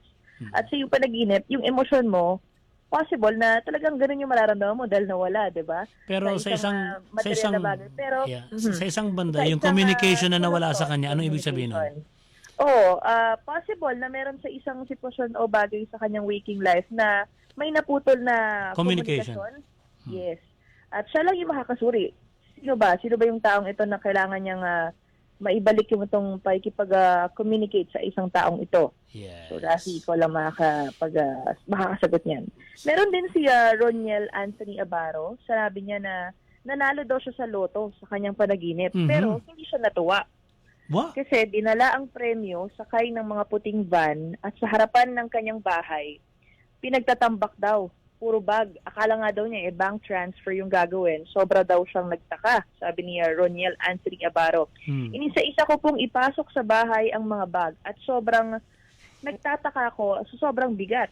Binuksan ko po yung una, nanginig ako sa sobrang takot at nasuya sa malansang amoy. Wow. Katawan po pala iyon ng ex ko na pira-piraso na ang nandoon. Sinundan kong buksan ng ikalawa yung taong nang bully sa akin na durog ang ulo at hiwa-hiwalay rin ang parte ng katawan. At ang pinakahuli nga ay ang nanirang puri sa akin. Medyo graphic yung panaginip ni Roniel. Well, yung panaginip mo ay may kinalaman sa pagkakaroon mo ng commitment and responsibility. At may kaugnayan ito sa nagagawa mong aksyon o desisyon sa iyong waking life. Roniel, meron ka marahil na nakatagong pagnanais na malagay ka sa isang sitwasyon na gusto mo na wala ka nang iisipin, sitting pretty na lang muna, ayaw mo nang pag-isipan pa o mga problema tungkol sa pinansyal na aspeto o di kaya may kinalaman sa mga material na bagay. Ngunit sa kabila nito, ang subconscious mind ay nagpapaalala sa iyo na kailangan mong maging humble at maging humble ka pa rin sa kung ano yung nakakamit mo sa buhay. Dahil ikaw ay binigyan ng responsibilidad para mamuhay ng payak at dapat magkaroon ka nga ng malasakit sa kapwa. Yon. Si Jazz from Caloocan South. Good evening. I had a weird dream nitong November 1. I was in a small spacecraft going to another planet. At pinatulog po kami dahil around 76 years daw ang pag-travel going to that planet. Hindi po namin natunto ng planeta kasi iniwasan yung malaking asteroid na magko-collide sa spaceship. Kaya napadpad kami sa isa namang planeta. Nakita namin yung dapat na planeta na pupuntahan namin. And then the asteroid directly hit the Earth and then we saw the Earth half destroyed na po. Sa planeta where we landed, may tindahan ng sportswear at pagkain. At yung in charge ay mga manok na ulo ng tao. And then we came to a big house na ilang floor o ilang palapag ang taas. At nakakita po ako ng mga tao. So when I went inside the house, the lower floors were filled with water. So I had to hold my breath going up to the next floor. At nakakita rin po ako sa kanila, nung isa sa kanila, pero sabi sa akin, do not worry, dahil hindi naman daw nila ako kukunin. Parang human beings na mala alien yung panaginip niya, no? At for me to breathe sa water and go down sa entrance ng house, I need a face mask na colored black. Doon din po sa akin panaginip, I tried jumping kasi sabi ko sa mga kasamahan ko, if I weigh less or more dito sa planeta, and may gravity pa rin daw sa planetang yon. Tapos po biglang may babae na hinahanap ako sa panaginip, pero nagtago ako sa kumot para hindi niya ako makita. Hindi ako makita o nahanap, pero may ibang babae na naman sa panaginip ko. Medyo weird daw talaga, no? At medyo incomplete yung dream niya at feeling niya, hindi naman daw siya natatakot. Pero yung ibang human beings were looking for us survivors of the landed spacecraft. Yun, doon na po ako natakot kasi baka kunin nila ako. Hello, Jazz. Marahil ipinahihiwating ng iyong panaginip na kailangan lahat ng mga ideyang pumapasok sa iyong isip ay magamit mo ng wasto at nararapat para pakinabangan mo at ng mga taong nasa paligid mo. May sitwasyon ka siguro na sa dami ng iyong naiisip na gawin, parang nagiging far-fetched at nalalayo na ito. Kaya parang may disconnect o pagkabagabag ka na nararamdaman marahil dahil hindi nakakasabay ang mga tao sa iyo. So sinasabi lang yung subconscious na baka kailangan mong mag-check ng other perspective para mag-gets ng tao sa paligid, talagang ninanais mo. Yan. Day, si Francis Katapang pala nakikinig yan sa atin from London, no? Maraming salamat. Hello, sir. Francis. Francis Katapang sa London. Hello, Francis. Tapos si Crisostomo Ibarra, nasa TV5 pa lang daw tayo, nakikinig na siya. Salamat. Tsaka si Payne Nazareno. Ha? Salamat. Happy listening kay Mikey Sir na dyan yan, taga Tandang Sora at nakatikim na yan ng Happy Takoyaki. Sarap. Salamat, Mikey. Jarlis Si Jay Lopez the Riveral, second. Yan. Jarlis sabi ni Lopez. Jay Riveral, sabi ni Jay Riveral, sana daw araw-araw na lang yung kasindak-sindak. Ay, nakakapagod naman ito. Ang dami-dami namin ginagawa.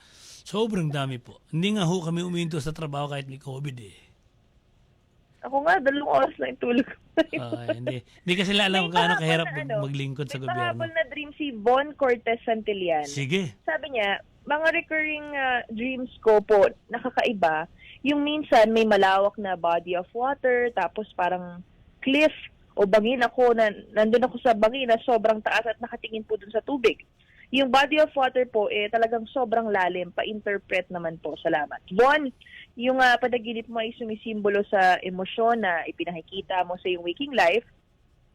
Indikasyon yung bangin o cliff na yung nakita sa kung paano nadadagdagan yung level of understanding mo sa buhay. Marahil sa iyong waking life, Von, nais ng yung sarili na magkaroon palagi ng fresh point of view. Magkakaroon ka ng deep awareness sa isang bagay o sitwasyon. At gayon pa man, gustuhin mo man o nagkakaroon ka na nga ng malawak na pangunawa sa isang bagay, emotionally naman, hindi mo nakakayanan ito at posibleng mawalan ka ng control. Natatakot ka na baka sumablay ka sa gagawin mong decisions sa waking life dahil sa nararanasan mong critical point pagdating nga dun sa tinatawag na level of understanding sa ngayon. Iyan. Si Jarlet Lopez kasi gusto niya i-shoutout natin ang kanyang girlfriend na si Beatrice na nasa Saudi ngayon. Hello! Wow! Salamat din sa... Mag-ingat po kayo dyan. Si Egg Jean, sabi niya, kasi Dak Miss Dea, I always dream about empty malls. Walang tao. There are there are people inside but no shops. What does this mean? Okay. Ang panaginip mo, Egg Jean, ay nagpapahiwatig sa pakiramdam mo na emptiness pagdating sa pakikibagi sa kapwa. Yung pakikipag-entertain, napapadalas ba na nawawalan ka na ng gana sa iyong paligid? Kasi baka sinasuggest ng iyong waking life na sa iyong waking life na merong kulang sa iyong buhay na kailangan mong mapunan para manumbalik ang kasiyahan. Iyan. At sa isa namang pakahulugan, pwede daw nagre-representa ito ng optimism o yung pagkakaroon ng positive outlook in life. Iyan. Meron pa ba? Last na to. Ito kay Christine. Nabasa ko si Christine. Hello po, Ma'am Bea. Lagi po akong nananaginip ng mga ipo-ipo at malalakas na ihip ng hangin. Nung nakaraan nga lang po ay napanaginipan ko yung school sa malapit sa amin. Tinangay ako pataas. Tinangay daw pataas ang bubong na pabilog nito. Pero hindi naman ganoon ang bubong sa toong buhay. At nung bumagsak ay kumalabog ng malakas. Nagpanik po yung mga tao dahil baka raw may mga estudyante sa rooftop na maipit. Nakita ko na naglagay ang mga pulis ng hagdanan sa gilid ng eskwelahan upang akyatin at iligtas ang mga estudyante. Ano po kaya ang ibig sabihin nito? Salamat. Christine, indikasyon lang ito na mayroong mga sudden unexpected changes sa iyong buhay o nararanasan mo sa iyong waking life. So may mga destructive o powerful emotions ka sa ngayon. Iyan. At bago natin ibigay ang hinihintay nating lingguang horoscope mula kay Miss Derry Cacho, si Mike Serna nagpapabati. Hello Mikey Serna. Salamat din kay Gigs Avenido Oli. Tsaka si Jay Reveral. Kapabati din si sino pa ba? Si J. Reveral nga, December 25 daw ang birthday. Oy, magkalapit kami. Okay? Subukan kitang bigyan ng music habang binabasa. Pero pag malakas, papatayin ko yung music, ha? Ito na po ang ating horoscope mula kay Miss Dea Ricacho. Narito na ang horoscope para sa linggong ito. Aries, March 21 hanggang April 19. Mas pansinin ang taong nagpapaligaya sa iyo at huwag nang bigyang interes ang may mga negatibong balak. Pakisamahan ang mga taong nangangailangan, balikan ang mga nakasalamuha sa nakaraan para makasagap ng magandang ideya. Huwag papasok sa anumang gulo, gawin ang nararapat, mababago ang pananaw depende sa pakikinggan mo. Taurus, April 20 hanggang May 20. Piliting makamit ang layunin. Isang tao ang nais manlinlang. Makinig at maging wais sa matatanggap na detalye. Magtiwala sa sariling kutob at hindi sa iba. Kontrolin ang emosyon at alamin muna ang katotohanan bago kumilos. Ang pagbabago ng plano ay maaaring mapunta sa alinlangan. Maging handa at panatilihin ang kapayapaan. Gemini, May 21 hanggang June 20. Makinig ng mabuti upang makaiwas sa maling desisyon. Iprioridad ang nararamdaman. Sa huli, sasandalan ng sarili at hindi ang kapwa. Humanap ng oportunidad ukol sa pangpinansyal. Magiging ligtas ang kinabukasan depende sa kung paano dalhin ang kaperahan, kaibigan at kamag-anak. Gumamit ng karisma at maging masigasig sa pagkamit ng ninanais. Ang pagiging romantiko ay makatutulong sa mas magandang buhay.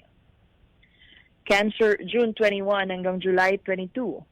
Ang pagdinilay-nilay sa mga bagay na hindi mahalaga ay aksaya lamang sa oras. Isaayos ang mga ito sa sarili at huwag dumepende sa iba. Huwag basta magpaniwala sa kaaya-ayang alok ng iba. Buksan ang isip at mamuhunan ng oras at kilos sa magiging plano. May magandang oportunidad na darating. Gamitin ang imahinasyon tungo sa mas magandang ideya. Magtiyaga at huwag basta gumastos sa mga bagay na hindi kaya. Leo, July 23 hanggang August 22. Ang pagiging produktibo ay makabubuti. Ibulalas ang nararamdaman. Kumilos ng wasto, huwag magpamanipula. Maging mabuti upang umani ng respeto sa iba. Ipagdiwang ang mga nakamit kasama ang minamahal. Hindi lahat ay sasang-ayon sa iyo, kaya tiyakin kung nararapat ang mga balakin para sa sariling interes. Lumayo sa mga argumento tungkol sa mga dapat gawin. Magplano sa kung ano ang makapagpapaligaya sa sarili. Virgo, August 23 hanggang September 22. Sa oportunidad na darating, isipin ng mabuti ano-ano ba ang mga dapat gawin. Huwag limitahan ang sarili. Magiging emosyonal kapag hindi natupad ang ipinangako. Huwag hayaang linlangin ng iba. Tingnan ang bawat anggulo. Piliin ang bagay na magpapabago sa iyo at magbibigay benepisyo. Malaking tulong ang nakaraan at karanasan tungo sa tagumpay. Ang pagkonekta sa mga tao ay magbibigay ng nakasasabik na plano. Tanggapin at ikatuwa ang anumang alok ng buhay. Libra, September 23 hanggang October 22. Maging praktikal kung kinakailangan. Hindi plano ang gumastos sa makukuhang impormasyon. Huwag mangutang kung hindi mababayaran. Pag-isipang mabuti ang lahat ng galaw, ayusin lang sa tama ang gagawing aksyon. Ipaglaban kung ano ang karapatan. Magsalita at harapin ang oposisyon ng matiwasay. Tumayo at harapin ang buhay. Scorpio, October 23 hanggang November 21. Kalimutan ang nakaraan at magsimula ng bagong yugto sa buhay. Tiyakin na nakakasunod, magtanong at klaruhin ang mga hindi siguradong bagay. May oportunidad na darating na posibleng mahirapan kang magdesisyon. Huwag basta magpasya, lalo na't hindi ito akma sa tinatahak. Mangingibabaw ang emosyon, maging kalmado lamang at huwag mangako ng imposibleng bagay. Sagittarius, November 22 hanggang December 21. Bigyang atensyon ang kaperahan, kabuhayan at pakikibagay sa kapwa. Ang personal na pakikisosyo ay kailangan ng tamang pagdedesisyon. Ang trabaho sa tahanan ay makabubuti para sa sarili at sa minamahal. Mamuhunan ng oras at syaga sa magandang kinabukasan. Magsaayos ng plano at huwag magpadalos-dalos para sa mas magandang resulta. Ibaling ang enerhiya sa mga gawain sa tahanan. Capricorn, December 22 hanggang January 19. Ibahagi ang nararamdaman kung nais ng pagbabago. Manatiling payapa tungkol sa magandang bunga. Ang pinagsamang gastusin ay magiging problema kung hindi ito lilimitahan. Gumawa ng layuning pangkalahatan. Tiyaking responsable ang bawat isa. Magiging emosyonal sakaling mabigo o mabigo sa inaasahang resulta. Maging patas sa buhay. Ang pagbabago sa tahanan ay magbubunga ng sorpresa. Maaaring gumawa ng bagong estratehiya para sa mas makulay na relasyon. Aquarius, January 20 hanggang February 18. Alamin ang pinangyarihan at magplano ng wasto upang makaiwas sa bulilyaso. Magsalita, ipaglaban ang karapatan at gumawa ng aksyon upang maging patas sa buhay. Ayusin ang tahanan na naaayon sa tamang gastusin. Mag-ipon upang makapag-umpisa ng bagong negosyo. Ingatan ang anumang dokumento, maging wais sa paggamit ng enerhiya. Mas maraming aksyon kaysa salita upang makaiwas sa gulo. Pisces, February 19 hanggang March 20. Maglaan ng positibong pagbabago pagdating sa kaperahan, negosasyon o pakikisosyo. Kapag walang katiyakan ay maaaring abusuhin ito ng iba. Ang sariling reputasyon ay magiging mapanganib sakaling mapabayaan ang responsibilidad. May darating na oportunidad na hindi inaasahan. Isang bata o matanda ang maghihikayat sa iyo tungo sa isang pagbabago. Magpahinga, unahin ang sarili bago, simulan ang layunin ng iba. Yan po ang ating horoscope sa linggong ito. At sa lahat po ng nais na ito ay masundan, i-upload po mamaya-maya lang ni Derek Cacho sa ating Facebook page. Kaya po makukuha ninyo doon. Day, meron ka pa bang mga gustong batiin dyan? At nagpapasalamat sa atin si Hermogenes Quesada sa atin daw na pagbasa sa kanyang, baka may binasa kang pabati sa kanya, ganon. Meron pa bang Gerald Munda, good evening. Hi Gerald, oo. Sino pa ba? At Elsie Dranoa. Hello Elsie. Gusto niya ipaliwanag yung deja vu. Paano daw ba nangyayari ito? Deja vu. Ang ano ba ang natatandaan mo sa deja vu day na ng mga Ang deja vu yung parang pakiramdam mo, 'di ba, na parang nauulit.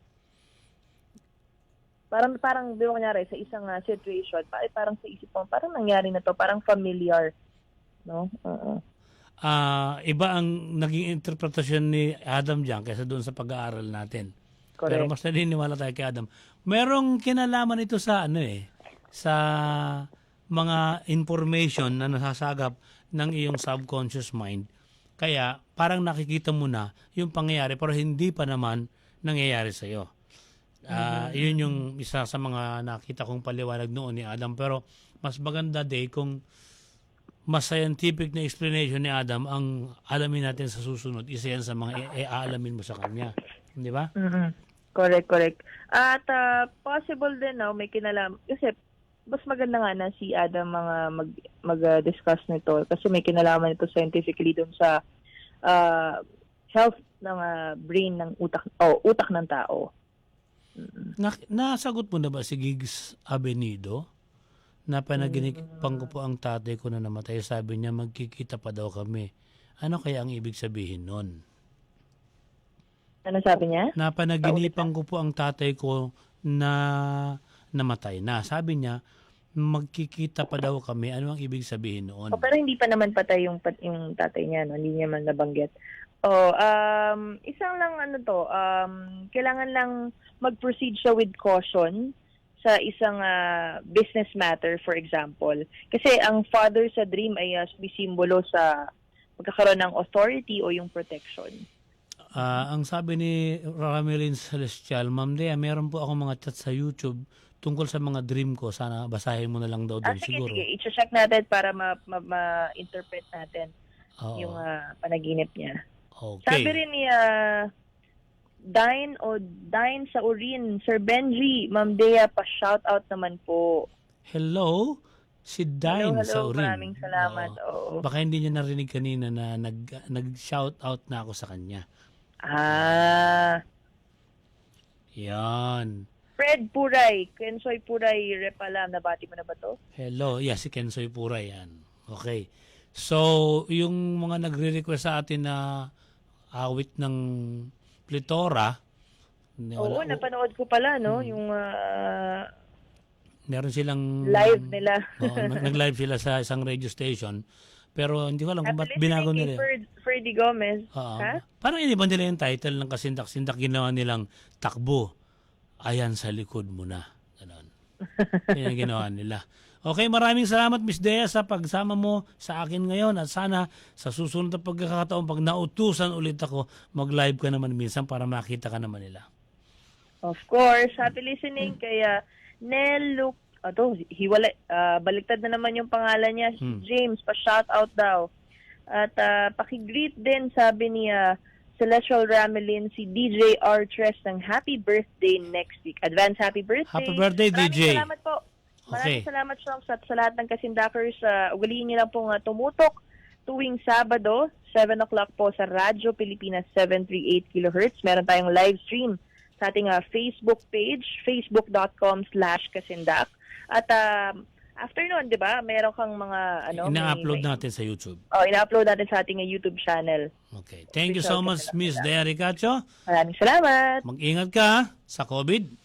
Salamat din sa writer natin na si Res, kina Pido de Castro at Henry Berediano Jr., ang ating mga cameramen. Salamat kay Director General Bonga Portader ng Philippine Broadcasting Service, Deputy Director General Carlo Villo at Director Maki Gainibong. Salamat sa station manager natin na si Sir Alan Anige, sina Kuya Jess Batislaong at Kuya Michael Laines.